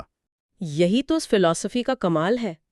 10ویں آیت میں واضح طور پر لکھا ہے کہ یہ جو سمجھدار انسان ہے وہ ارمائیتی یعنی عقیدت اور تقوی کے جوش کو صرف محسوس نہیں کرتا بلکہ وہ سچائی کا ایک تخلیقی پیروکار ہے۔ تخلیقی پیروکار یعنی کریٹو فالوور، یہ بہت معنی خیز لفظ ہے۔ جی، اس کا مطلب ہے کہ وہ صرف حالات کو برداشت کرنے والا نہیں ہے، وہ صرف ظلم سہنے والا نہیں ہے، بلکہ وہ سچائی اور نیکی کی بنیاد پر ایک نیا اور بہتر معاشرہ تخلیق کرنے کے لیے عملی جدوجہد کرتا ہے۔ وہ اپنے ارد گرد کی دنیا کو بدلنے کی کوشش کرتا ہے۔ بالکل، اور اسی تخلیقی جدوجہد کے نتیجے میں آسمانی بادشاہت یا پرفیکشن کے طاقتور اثرات اس دنیا میں ظاہر ہونا شروع ہوتے ہیں۔ اس کے اعمال دراصل وہ پل بن جاتے ہیں جو خدائی احکامات کو زمین پر ایک ٹھوس حقیقت کا روپ دیتے ہیں۔ تو پھر یہاں ایک اور بڑا سوال پیدا ہوتا ہے، اگر ایک طرف ظالم ہے، دوسری طرف یہ سمجھدار انسان ہے جو حالات بدلنے کی کوشش کر رہا ہے، تو اس پرفیکشن یا اس کمال تک پہنچنے کا حتمی راستہ، فائنل پاتھ کیا ہے؟ 12ویں اور 13ویں آیت میں دراصل یہی رہنمائی مانگی گئی ہے۔ وہ پوچھتے ہیں کہ ہمیں کیا کرنا چاہیے، احکامات کیا ہیں؟ ہاں، اور 13ویں آیت خود ہی اس کا جواب دیتی ہے کہ یہ وہ راستہ ہے جو نیک ذہن کے ذریعے ہم پر ظاہر کیا گیا ہے۔ اس راستے پر چلنے والے وہ نیک لوگ ہیں جو سچائی کے ساتھ پوری ہم آہنگی میں کام کرتے ہیں اور بالآخر اس انعام کی طرف قدم بڑھاتے ہیں جو ان کے لیے مقرر کیا گیا ہے۔ لیکن وہ انعام ملتا کسے؟ یہ وہ حصہ ہے جو 14ویں آیت میں بتایا گیا ہے، اور میری نظر میں اس مطالعے کا یہ سب سے زیادہ چونکا دینے والا نقطہ ہے۔ میں متفق ہوں۔ عام طور پر ہمارا معاشرہ ہمیں یہ سکھاتا آیا ہے کہ روحانی انعامات کا تعلق صرف اس بات سے ہے کہ آپ کے خیالات کتنے پاکیزہ ہیں یا آپ دنیاوی معاملات سے کٹ کر کتنا وقت عبادت کو دیتے ہیں۔ لیکن یہ جو 14ویں آیت ہے یہ اس پرانے تصور کو یکسر بدل کر رکھ دیتی ہے۔ بالکل۔ اس میں صاف الفاظ میں کہا گیا ہے کہ وہ قیمتی اور حتمی انعام اس شخص کی متحرک جسمانی زندگی کو دیا جاتا ہے جو اس کائنات کی خدمت کرتا ہے اور اس کی دیکھ بھال کرتا ہے۔ متحرک جسمانی زندگی یعنی ویگرس باڈیلی لائف۔ ذرا اس پر غور کریں۔ اس کا مطلب یہ ہے کہ حتمی انعام ان لوگوں کے لیے بالکل نہیں ہے جو دنیا کے مسئلوں سے بھاگ کر کہیں چھپ جاتے ہیں۔ جی، بلکہ یہ ان کے لیے ہے جو اپنے جسم، اپنا وقت اور اپنی توانائیاں اس موجودہ دنیا کو بہتر بنانے میں خرچ کرتے ہیں۔ یہ واقعی ایک زبردست پیراڈائم شفٹ ہے۔ کائنات کی دیکھ بھال کرنا یا ٹینڈنگ ٹو کریشن، اس کا مطلب بہت وسیع ہے۔ اس کا مطلب ہے درخت لگانا، جانوروں کے ساتھ رحم دلی سے پیش آنا، کمزور انسانوں کی مدد کرنا، معاشرے کے بگڑے ہوئے نظام کی اصلاح کرنا۔ جی، اور اس کائنات کے اس توازن کو برقرار رکھنا جو کہ بگڑ رہا ہے، یہ خاموش رہنے کا یا دنیا سے الگ تھلگ ہو جانے کا نہیں، بلکہ عملی میدان میں اترنے کا ایک بہت ہی پریکٹیکل فلسفہ ہے۔ صرف دل میں اچھے خیالات سوچ کر کوئی اپنی ذمہ داری سے بری الذمہ نہیں ہو سکتا۔ صحیح بات ہے۔ آپ کی اس جسمانی زندگی کی، آپ کے اس وجود کی اہمیت ہی اس بات پر ہے کہ آپ کائنات کے اس اتنے بڑے منصوبے میں اپنا متحرک، اپنا ایکٹیو کردار کس طرح ادا کر رہے ہیں۔ اور در حقیقت یہی اس سمجھدار انسان ہونے کا سب سے بڑا ثبوت ہے جس کا ہم نے پہلے ذکر کیا تھا۔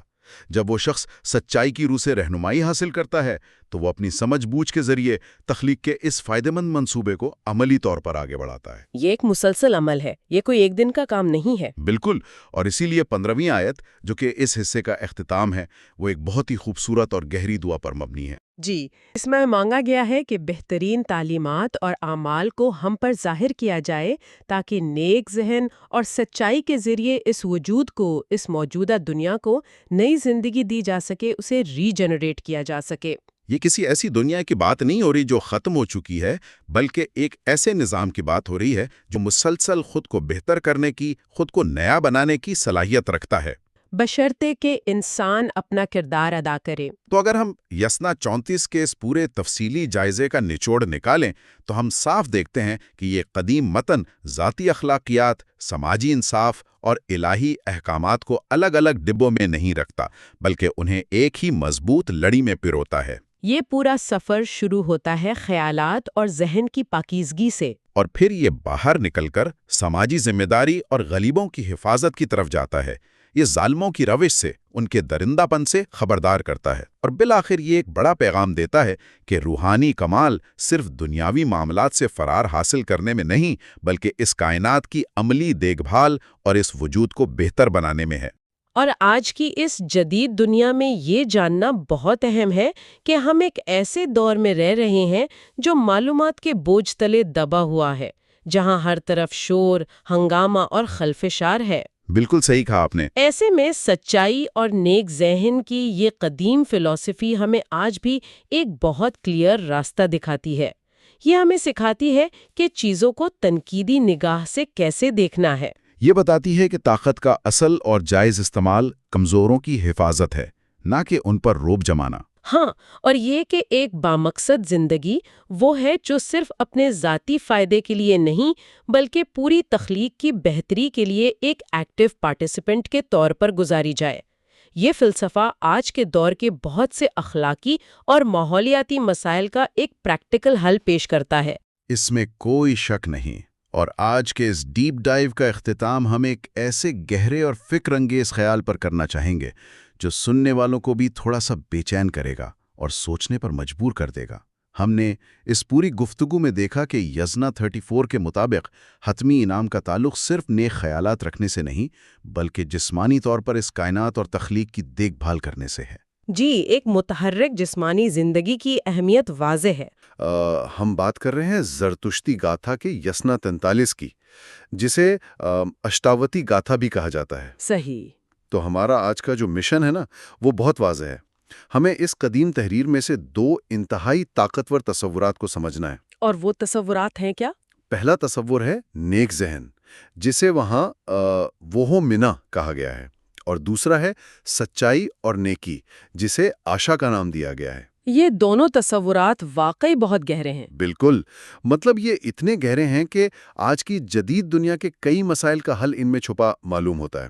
لیکن آگے بڑھنے سے پہلے ایک چھوٹی سی بات واضح کر دوں۔ ہاں، یہ بتانا ضروری ہے۔ جی، ہم ان تحریروں کا جائزہ ایک مکمل طور پر غیر جانبدارانہ اور علمی زاویے سے لے رہے ہیں۔ ہمارے سامنے یہ ایک قدیم مقدس متن ضرور ہے، لیکن ہمارا مقصد کسی عقیدے کی ترویج ہرگز نہیں ہے۔ بالکل، ہم صرف تجزیہ کر رہے ہیں۔ ہاں، ہم بس ان کمال کے فلسفیانہ، تاریخی اور شاعرانہ خیالات کا ایک غیر جانبدارانہ اور احترام کے ساتھ تجزیہ کر رہے ہیں۔ یہ ایک بہت ہی متوازن اور ضروری نقطۂ آغاز ہے، کیونکہ دیکھیں جب ہم یسنا 43 جیسے قدیم ماخوذ کا مطالعہ کرتے ہیں نا، تو دراصل ہم اس دور میں جھانک رہے ہوتے ہیں جب انسان نے کائنات کے اخلاقی نظام کے بارے میں پہلی بار اتنی گہرائی سے سوچنا شروع کیا تھا۔ صحیح کہا آپ نے۔ اور جو چیز مجھے اس متن میں سب سے زیادہ حیران کرتی ہے وہ اس کی شاعرانہ ساخت ہے۔ مطلب اگر اسے پڑھا جائے تو بظاہر ایسا لگتا ہے کہ زرتشت براہ راست کائنات کے خالق سے مخاطب ہے، یعنی اہورا مزدہ سے؟ ہاں، اہورا مزدہ سے وہ ان سے کلام کر رہے ہیں، سوال کر رہے ہیں، لیکن حقیقت میں یہ ایک کمال کی خطابی اور شاعرانہ ٹیکنیک ہے۔ اچھا، وہ کیسے؟ وہ ایسے کہ یہ کلام اس انداز میں تخلیق کیا گیا ہے کہ در حقیقت یہ پیغام وہاں بیٹھے ان لوگوں تک پہنچایا جا سکے جو اسے سن رہے ہیں۔ واہ، یہ تو بڑی زبردست بات ہے۔ ہاں نا؟ ذرا اس منظر کا تصور کریں، جیسے کوئی بہت قدیم عظیم الشان کتب خانے میں کھڑا ہو، یا چاروں طرف رات کے آسمان پر ستاروں کے نقشے پھیلے ہوں، اور ایک مفکر کائنات کے سب سے بڑے رازوں کو ایک مکالمے کی صورت میں کھول رہا ہو۔ زرتشت بظاہر خالق سے بات کر رہے ہیں، لیکن ان کا اصل ہدف سامعین کی تربیت کرنا ہے۔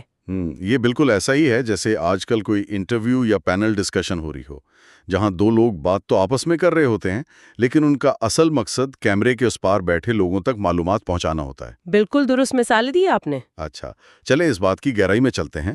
اس گاتھا کی شروعات، مطلب اس کی پہلی آیت، ایک ایسے جملے سے ہوتی ہے جو سیدھا دل پر دستک دیتا ہے۔ ہاں، وہ پہلی آیت۔ اس میں کہا گیا ہے کہ خوشی اس کا مقدر ہے جو دوسروں کی خوشی کے لیے کام کرتا ہے۔ یہ ایک بہت ہی لازوال حقیقت ہے نا؟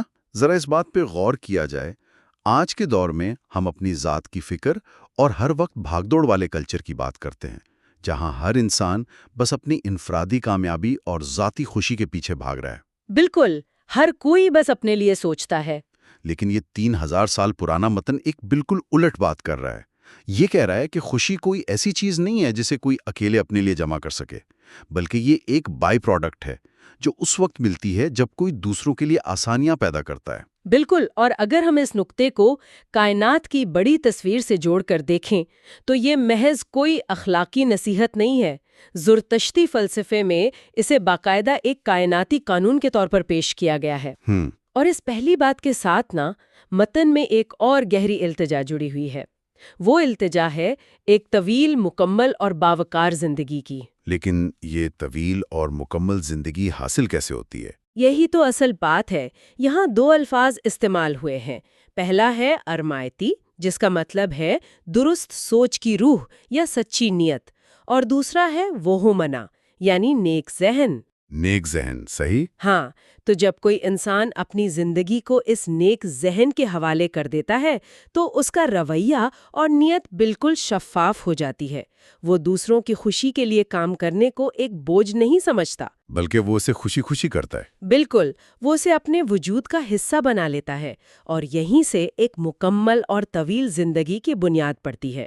یہ زندگی محض سالوں کی گنتی کا نام نہیں ہے، بلکہ اس گہرائی اور سکون کا نام ہے جو نیک ذہن کی رہنمائی سے حاصل ہوتا ہے۔ یہاں مجھے ایک چیز بڑی دلچسپ لگتی ہے، یہ جو نیک ذہن یا وہ منا کا تصور ہے، اسے اگر آج کی زبان میں سمجھنے کی کوشش کی جائے تو کیا اسے ایک قسم کا ذہنی آپریٹنگ سسٹم کہہ سکتے ہیں؟ Operating system? ہاں، یہ ایک اچھی تشبیہ ہے۔ مطلب اگر کسی کے ذہن کا سافٹ ویئر ٹھیک کام کر رہا ہو، اس میں خود غرضی اور انا کا وائرس نہ ہو، تو وہ خود بخود ایسے فیصلے کرے گا جو سب کے لیے فائدہ مند ہوں۔ بالکل ایسا ہی ہے۔ اور پھر اسی متن کی تیسری آیت میں جا کر ایک اور حیران کن بات آتی ہے۔ زرتشت کہتے ہیں کہ جو شخص مادی اور روحانی دونوں دنیاؤں میں سچائی اور خوشی کا راستہ سکھاتا ہے، وہ محض ایک اچھا انجام نہیں پاتا، بلکہ کچھ اور پاتا ہے۔ ہاں، بلکہ وہ ایک ایسے انجام کو پہنچتا ہے جو اچھائی سے بھی بہتر ہے۔ مطلب عام طور پر تو یہی مانا جاتا ہے نا کہ بس سب کچھ اچھا ہو جائے تو وہی سب سے بڑی منزل ہے۔ یہ اچھائی سے بھی بہتر کیا چیز ہے؟ دیکھیں، یہ ایک بہت ہی گہرا اور باریک فلسفیانہ نکتہ ہے۔ اچھائی سے بھی بہتر انجام کا مطلب سمجھنے کے لیے ہمیں زرتشتی سوچ کے حتمی مقصد کو دیکھنا ہوگا۔ اور وہ مقصد کیا ہے؟ یہ مقصد محض کوئی دنیاوی انعام یا عام سا سکون نہیں ہے۔ دراصل جو شخص دوسروں کو یہ راستہ سکھاتا ہے وہ سیدھا اہورا مزدا کی بارگاہ تک پہنچتا ہے۔ اچھا، یعنی وہ خالق تک پہنچ جاتا ہے؟ بالکل، وہ خالق کے اس کائناتی منصوبے کا ایک سرگرم حصہ دار بن جاتا ہے۔ جب کوئی انسان مادی دنیا اور روحانی دنیا کے درمیان توازن پیدا کرنے کا فن سکھاتا ہے تو اس کا صلہ عام اچھائی کی حدود کو پار کر جاتا ہے، یعنی وہ بڑی تصویر کا حصہ بن جاتا ہے۔ ہاں، وہ کائنات کی ابدی سچائی میں ضم ہو جاتا ہے۔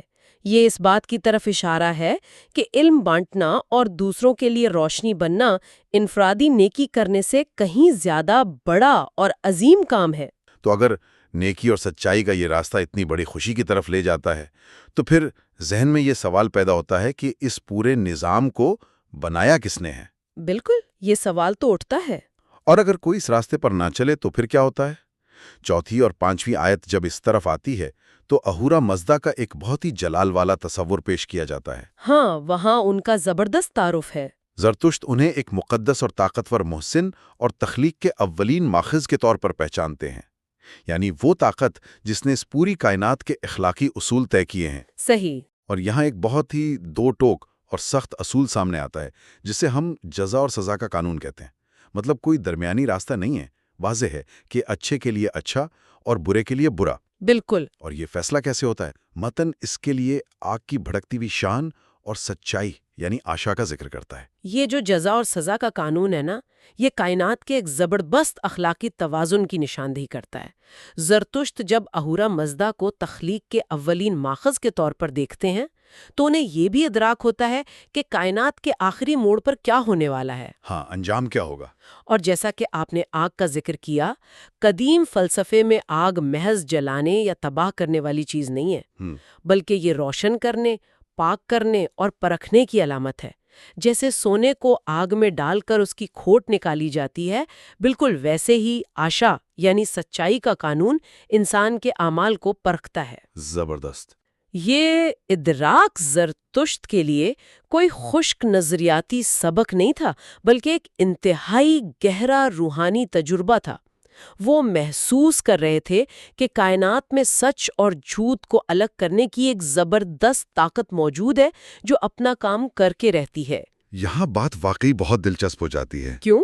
کیونکہ ابھی تک تو ہم نے کائنات کے اصولوں اور قوانین کی بات کی، لیکن 7ویں آیت میں ایک مقام ایسا آتا ہے جہاں اچانک ایک پوری کہانی، ایک باقاعدہ ڈرامائی منظر شروع ہو جاتا ہے۔ ہاں، وہ روحانی مکالمہ۔ میں تو اسے تاریخ کا سب سے پراسرار اور مشکل انٹرویو کہوں گا۔ ذرا تصور کریں، زرتشت کے پاس نیک ذہن کی روح آتی ہے اور ان سے سوالات کی بوچھار کر دیتی ہے۔ وہ ان سے پوچھتی ہے کہ تم کون ہو، تم کس کے ہو؟ ہاں، تم لوگوں کو کیسے روشن خیال کرو گے اور ان کے سوالات کے کیا جواب دو گے؟ مطلب یہ تو ایسا ہی ہے کہ کوئی کسی انٹرویو کے لیے جائے اور اس سے اس کی سی وی مانگنے کی بجائے پوچھا جائے کہ بتاؤ تمہاری روح کس کی ملکیت ہے۔ بالکل۔ یہ سوالات تو انسان کی پوری ہستی کو جھنجھوڑ دینے والے ہیں۔ اور یہ سوالات صرف زرتشت کے لیے نہیں ہیں، کلام کے اس مخصوص انداز کی وجہ سے یہ دراصل ہر اس انسان سے پوچھے جا رہے ہیں جو اس مکالمے کو سن رہا ہے۔ یعنی ہم سب سے؟ ہاں، تم کون ہو؟ یہ سوال انسان سے اس کی بنیادی شناخت اور اس کے مقاصد کے بارے میں پوچھ رہا ہے۔ کیا انسان محض اپنے حالات کی پیداوار ہے یا اس کی کوئی اپنی سچی پہچان ہے؟ بہت گہری بات ہے۔ اور اس موقع پر 8ویں اور 9ویں آیت میں زرتشت کا جو جواب سامنے آتا ہے وہ ان کے کردار کی بے پناہ طاقت اور عزم کو ظاہر کرتا ہے۔ ان کا جواب کیا ہوتا ہے؟ ان کا جواب سن کر واقعی حیرت ہوتی ہے۔ وہ کوئی معذرت خواہانہ یا کمزور سا جواب نہیں دیتے، وہ پوری طاقت سے کہتے ہیں کہ سب سے پہلے میں زرتشت ہوں، برائی کرنے والے کا ایک حقیقی مخالف، لیکن اچھائی کا ایک طاقتور دوست۔ کمال ہے، مطلب انہوں نے اپنی ایک زبردست برانڈ آئیڈینٹی پیش کر دی۔ بالکل۔ وہ بالکل واضح ہے کہ وہ کہاں کھڑے ہیں، کوئی درمیانی راستہ نہیں ہے۔ بالکل، ان کا رخ بالکل واضح ہے۔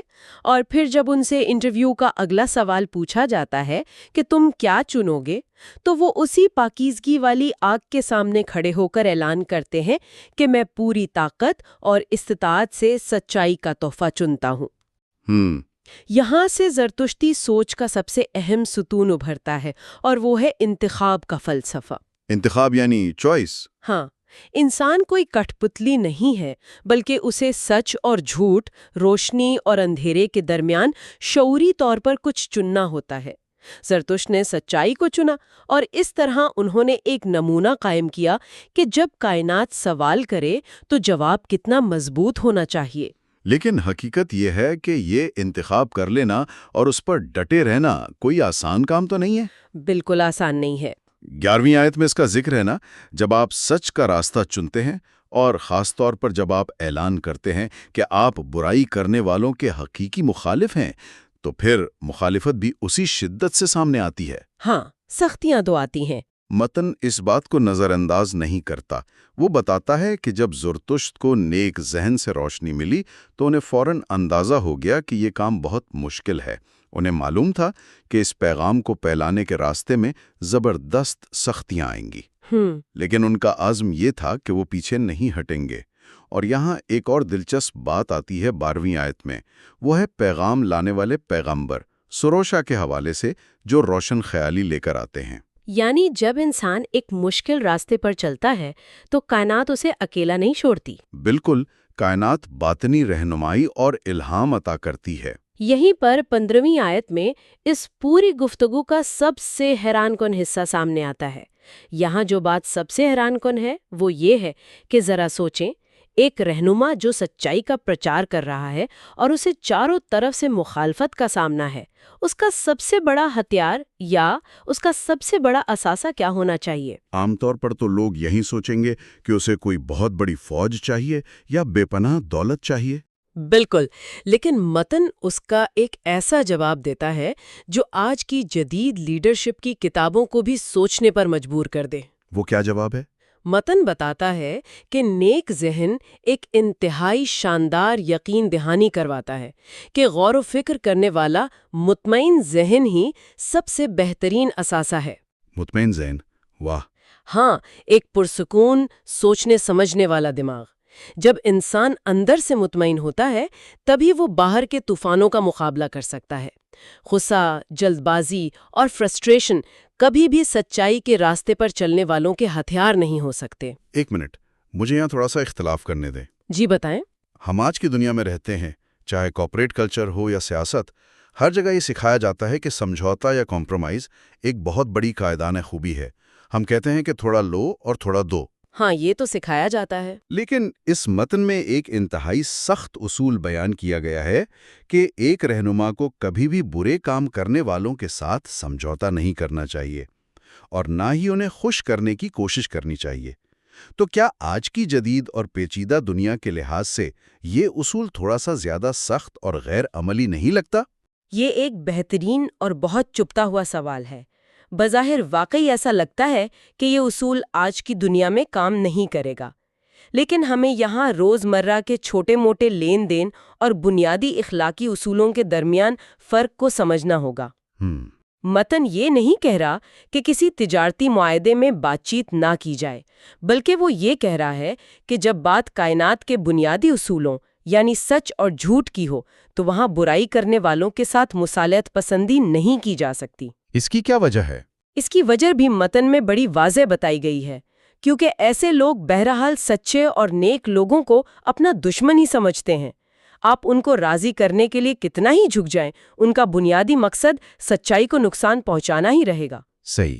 اگر ایک رہنما اپنا مطمئن اور غور و فکر کرنے والا ذہن ان لوگوں کو خوش کرنے میں ضائع کر دے گا جو در حقیقت سچائی کے دشمن ہیں، تو وہ اپنا اصل مشن بھول جائے گا۔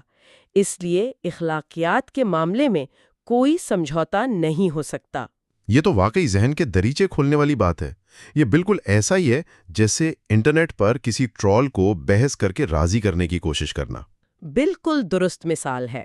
آپ جتنا مرضی منطق استعمال کر لیں، ان کا مقصد صرف انتشار پھیلانا ہوتا ہے، اور آپ اس کوشش میں صرف اپنا سکون اور اپنی ذہنی توانائی برباد کرتے ہیں۔ اس لحاظ سے تو یہ ہزاروں سال پرانا اصول آج کل کے دور میں بھی 100% فٹ بیٹھتا ہے۔ اگر ہم اس ساری گفتگو کو سمیٹیں اور اس کا نچوڑ نکالیں تو یہ بات بالکل عیاں ہو جاتی ہے کہ یسنا 43 صرف تاریخ کے صفحات میں دفن کوئی پرانی دعا نہیں ہے۔ یہ در حقیقت انسانی زندگی گزارنے کا ایک مکمل اور جامع ضابطۂ حیات ہے۔ یہ ہمیں سکھاتا ہے کہ نیک ذہن کو کیسے اپنایا جائے، سچائی یعنی اشا کو زندگی کا محور کیسے بنایا جائے، اور سب سے اہم بات یہ کہ ہماری ذاتی خوشی دوسروں کی بھلائی کے ساتھ کس طرح جڑی ہوئی ہے۔ بالکل۔ یہ متن انسان کو اپنی ذمہ داری قبول کرنے، مشکل حالات میں شعوری انتخاب کرنے اور برائی کے خلاف بغیر کسی سمجھوتے کے کھڑے ہونے کا درس دیتا ہے، اور وہ بھی ایک انتہائی پرسکون اور مطمئن ذہن کے ساتھ۔ تو اس سب کا مطلب کیا ہے؟ ہم آج کی اس تیز رفتار اور پیچیدہ دنیا میں اس کا کیا کریں؟ ہم ایک ایسے دور میں رہ رہے ہیں جہاں ہر طرف معلومات کا سیلاب اور ایک مستقل ذہنی خلفشار موجود ہے۔ ہاں، اور سچ اور جھوٹ کے درمیان لکیریں دھندلی ہو چکی ہیں۔ ایسے وقت میں ایک ایسا باطنی نظام تیار کرنا جو نیک ذہن کی طرح کام کرے اور ایک ایسا مطمئن اور غور و فکر کرنے والا ذہن تشکیل دینا جو باہر کے شور سے متاثر نہ ہو، یہ واقعی شاید آج کی سب سے بڑی کامیابی ہے۔ بالکل۔ جب بھی لگے کہ زندگی مشکل ہو رہی ہو یا سمجھ نہ آ رہا ہو کہ کیا فیصلہ کیا جائے، تو زرتشت کے اس روحانی انٹرویو کو یاد کیا جا سکتا ہے۔ خود سے پوچھا جا سکتا ہے کہ میں کون ہوں اور میں کس کا ساتھ چنوں گا۔ بہت خوبصورت بات کہی آپ نے۔ ویسے ہم آج بات کر رہے ہیں ایک بہت ہی قدیم تاریخی اور مذہبی متن کی، جسے اشتا وائٹی گتھا کہا جاتا ہے، اور خاص طور پر اس کے ایک حصے کی جسے یاسنا 44 کہتے ہیں، جسے عام زبان میں خدا سے سوالات یا The Questions to the Lord بھی کہا جاتا ہے۔ ہاں وہی۔ اور آج ہمارے ذرائع میں اس متن کی پہلی 20 آلات کا ترجمہ اور اس پر مبنی کچھ بہترین ماہرانہ تبصرے شامل ہیں۔ ہمارا مقصد دراصل یہ دیکھنا ہے کہ کیسے یہ قدیم متن ایک ایسے دور کی عکاسی کرتا ہے جب معاشرہ بہت شدید تمدنی اور سماجی تبدیلیوں سے گزر رہا تھا۔ اور ساتھ ہی ساتھ ہم یہ بھی دیکھیں گے کہ کیسے اس سب کے نتیجے میں ایک نئے توحیدی نظریے یعنی مونوتھیزم کی بنیاد رکھی جا رہی تھی۔ لیکن گفتگو میں آگے بڑھنے سے پہلے ایک چھوٹی سی وضاحت یہاں بہت ضروری ہے۔ جی بالکل، وضاحت کیجیے۔ کیونکہ آج جو مواد ہمارے سامنے ہے وہ ایک قدیم مذہبی اور تاریخی متن ہے، تو بطور محقق ہمارا مقصد کسی خاص عقیدے کی تائید یا تردید کرنا ہرگز نہیں ہے۔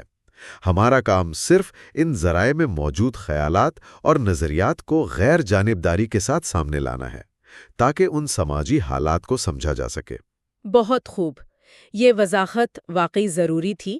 ویسے یہ متن صرف ایک تاریخی دستاویز نہیں ہے، یہ سوال پوچھنے کے فن اور دنیا کو دیکھنے کے زاویے کو مکمل طور پر بدل دینے کی ایک بڑی طاقتور مثال ہے۔ تو چلیے اس کو کھولتے ہیں۔ ضرور۔ کہاں سے شروع کرنا چاہیں گے آپ؟ جب میں نے ان آیات کو پڑھ رہی تھی نا، تو ایک چیز نے فوراً میرا دھیان کھینچا۔ اس کی سخت یعنی اس کا جو سٹرکچر ہے وہ مجھے بہت منفرد لگا۔ منفرد کس حوالے سے؟ اگر ہم آخری آیت کو نکال دیں تو اس متن کی تقریباً ہر ایک آیت بالکل ایک ہی سوال سے شروع ہوتی ہے۔ وہ سوال ہے، میں تجھ سے پوچھتا ہوں، مجھے سچ بتا اے اہورا۔ ہاں، دس آئی آسک دی ٹیل می ٹرولی او اہورا۔ بالکل۔ اب آپ خود سوچئے، لگاتار ہر آیت میں ایک ہی جملے کی تکرار۔ ایسا لگتا ہے جیسے کسی بہت ہی اہم بات کی طرف توجہ دلائی جا رہی ہو۔ اس بار بار دہرائے جانے والے سوال کا مقصد کیا تھا؟ دیکھیں، اس تکرار کے پیچھے ایک بہت ہی عملی اور گہرا مقصد چھپا ہوا ہے۔ اس کو سمجھنے کے لیے ہمیں تھوڑا پیچھے جانا ہوگا۔ ہم جس دور کی بات کر رہے ہیں وہ برونز ایج کے آخر یا آئرن ایج کے شروعاتی وقت کا ہے۔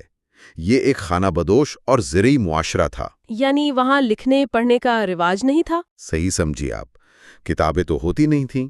یہ پورا متن اورل ٹریڈیشن کا حصہ تھا، سینہ بسینہ آگے بڑھتا تھا۔ جب لوگ آ کے گرد بیٹھ کر اسے گاتے تھے تو بار بار ایک ہی جملے کا آنا سننے والوں کی توجہ کو بھٹکنے نہیں دیتا تھا۔ اچھا، تو یہ ایک قسم کا ذہنی مرکز بنانے کا طریقہ تھا۔ بالکل۔ اور جب زاراتھسٹرا بار بار کہتے ہیں مجھے سچ بتا اے اہورا، تو وہ اچانک اپنے سننے والوں کا دھیان ایک مخصوص ہستی پر جمع کر رہے ہوتے ہیں، اہورا مازدا، جسے وہ بہترین اور واحد خالق مانتے تھے۔ یہ واقعی دلچسپ ہے۔ ویسے عبادت کے نئے طریقوں کا ذکر بھی بہت واضح ہے یہاں۔ پہلی اور دوسری آیت میں زاراتھسٹرا پوچھ رہے ہیں کہ بہترین ہستی کا منبع کیا ہے اور اہورا مازدا کی عبادت کا ٹھیک طریقہ کیا ہونا چاہیے۔ اور اس پر جو تبصرہ دیا گیا ہے وہ اور بھی زیادہ اہمیت کا حامل ہے۔ ہاں، میں اسی پر آنے والی تھی۔ وہاں ایک لفظ استعمال ہوا ہے آہوشا، جس کا ترجمہ سچائی اور نیکی کیا گیا ہے۔ میرے لیے جو بات حیران کن تھی وہ یہ کہ کسی رسم یا قربانی کے بجائے آہوشا کے ذریعے وجود کو شفا بخشنا ہی عبادت کی اعلیٰ ترین شکل بتائی گئی ہے۔ ہیلر آف ایگزسٹنس بننا، یہ اپنے آپ میں بہت عجیب اور نیا تصور نہیں ہے؟ یہاں جو بات حیران کن ہے وہ یہ ہے کہ یہ اس دور کے مروجہ مذہبی تصورات سے کتنا زیادہ مختلف تھا۔ اس زمانے میں عبادت کا مطلب صرف اور صرف قربانیاں دینا اور مہنگی رسومات ادا کرنا ہوتا تھا۔ خوف اور لالچ بنیادی محرک تھے۔ یعنی اگر دیوتا ناراض ہیں تو ان کو خوش کرنے کے لیے جانور ذبح کر دو۔ وہی تو، لیکن یہاں زارتھشٹرا اس پورے مادی نظام کو مسترد کر رہے ہیں۔ وہ بتا رہے ہیں کہ سچ بولنا، انصاف کرنا اور معاشرے کی برائیوں کو دور کرنا، یعنی سماجی اصلاح، یہی اصل عبادت ہے۔ سمجھ رہی ہوں، ایک بہت ہی عملی قسم کا نظریہ تھا، لیکن اس سے بھی زیادہ خوبصورت مجھے آیت 3 سے 5 تک کے سوالات لگے۔ وہ جس طرح کائنات کی تخلیق کے حوالے سے سوال کرتے ہیں، ان میں ایک عجیب سی کشش ہے۔ وہ کون سے سوالات؟ تھوڑا ان کا حوالہ دیں گے؟ ضرور۔ وہ پوچھتے ہیں کہ سورج اور ستاروں کے راستے کس نے بنائے، چاند کے گھٹنے اور بڑھنے کا نظام کس نے بنایا، پھر وہ پوچھتے ہیں کہ زمین اور آسمان کو کس نے متوازن رکھا ہوا ہے کہ وہ ٹکراتے نہیں۔ اور پانی اور پودوں کا ذکر بھی ہے وہاں۔ ہاں، پانی، پودوں، ہوا اور بادلوں کی رفتار کس نے بنائی، روشنی اور اندھیرا، نیند اور بیداری کس نے پیدا کی۔ اب میرا سوال یہ ہے کہ یہ باتیں تو ظاہر ہیں، ہر کسی کو دکھ رہا ہے کہ کائنات چل رہی ہے، تو یہ معصومانہ لگنے والے سوالات پوچھنے کا مقصد کیا تھا؟ اگر ہم اسے بڑے تناظر میں دیکھیں نا، تو یہ بالکل بھی معصومانہ سوالات نہیں ہیں۔ انہیں ہم بلارتی سوالات یعنی ریٹوریکل کویسچنز کہہ سکتے ہیں۔ ان کا مقصد معلومات حاصل کرنا نہیں تھا۔ تو پھر کیا تھا؟ دراصل زراتھشٹرا سے پہلے کا جو نظام تھا وہ پولیتھیسٹک تھا، یعنی کثیر الخدائی۔ وہاں ہر قدرتی طاقت کے لیے ایک الگ دیوتا متعین تھا، بارش کا الگ، سورج کا الگ، ہوا کا الگ۔ ارے واہ! تو یعنی جب وہ پوچھ رہے تھے کہ ان سب کا نظام کون چلا رہا ہے، تو وہ دراصل ان پرانے دیوتاؤں کے نظام کی بل واسطہ تردید کر رہے تھے، انڈائریکٹ ریپیوڈیشن۔ ان تمام سوالوں کا صرف ایک ہی جواب تھا، اور وہ تھا اہورا مازدا۔ یعنی وہ اپنے سننے والوں کو اس ایک جواب کی طرف ڈھکیل رہے تھے۔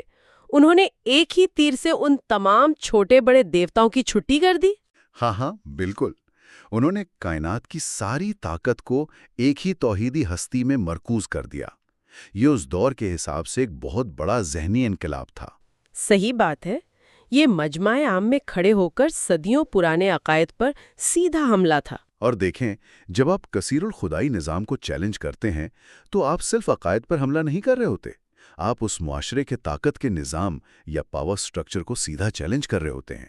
ہر دیوتا کے اپنے پجاری تھے، ان کی اپنی آمدنی تھی۔ اب اگر ہم تھوڑا آگے بڑھیں آیت 8 سے 11 کی طرف، تو گفتگو کا رخ کائنات سے نکل کر سیدھا انسان کی اخلاقی اور سماجی ذمہ داریوں پر آ جاتا ہے۔ یہاں انہوں نے گڈ مائنڈ یعنی بہترین ذہن، سچائی اور پرسائی کے ذریعے وجود کو بہتر بنانے کی بات کی ہے، جو کہ ان کے بنیادی فلسفے کا حصہ ہے۔ سماجی اصلاح بنا اچھے ذہن اور سچائی کے تو ممکن ہی نہیں۔ بالکل، لیکن یہاں بات واقعی دلچسپ ہو جاتی ہے۔ میں جب آیت 18 پر پہنچی تو ایک ایسی وضاحت آئی جس نے مجھے تھوڑا حیران بھی کیا اور ہنسی بھی آئی۔ اچھا، ایسی کیا بات تھی وہاں؟ کہاں تو ہم کائنات، روحانیات اور اعلیٰ اخلاقیات کی باتیں کر رہے تھے، اور کہاں اچانک سچائی کے راستے پر چلنے کے حتمی انعام کا ذکر کچھ اس طرح سے آتا ہے۔ زراتھشٹرا پوچھتے ہیں کہ کیا مجھے آخر میں 10 گھوڑیاں، ایک نر گھوڑا اور ایک اونٹ انعام میں ملے گا؟ ہاں۔ یعنی یہ انعام کوئی تجریدی یا ایبسٹریکٹ روحانی چیز نہیں ہے، یہ تو انتہائی مخصوص مادی اشیاء ہیں۔ 10 گھوڑیاں، ایک گھوڑا اور ایک اونٹ۔ روحانیت کے بیچ میں یہ جانور کہاں سے آ گئے؟ میں سمجھ سکتا ہوں کہ آج کے دور میں یہ پڑھ کر تھوڑی حیرت ہوتی ہے، لیکن اس کو سمجھنے کے لیے ہمیں اس زمانے کے معاشی حالات کو دیکھنا ہوگا۔ وہ جو آپ نے پہلے بتایا تھا، زرعی اور خانہ بدوش معاشرہ۔ بالکل، اس دور میں سٹاک مارکیٹ یا بینک اکاؤنٹس تو ہوتے نہیں تھے۔ خانہ بدوش قبائلوں کے لیے زندہ رہنے اور سفر کرنے کے لیے جانور ہی اصل دولت تھے۔ 10 گھوڑیاں، ایک نر گھوڑا اور ایک اونٹ اس زمانے کی خوشحالی اور طاقت کی سب سے بڑی علامت تھی۔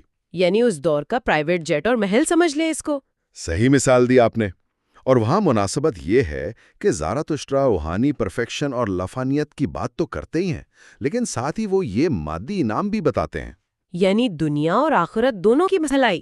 نیکی کا راستہ صرف موت کے بعد کے لیے نہیں، بلکہ اس دنیا میں بھی معاشی فلاح لاتا ہے۔ خوبصورت انداز میں سمیٹا آپ نے۔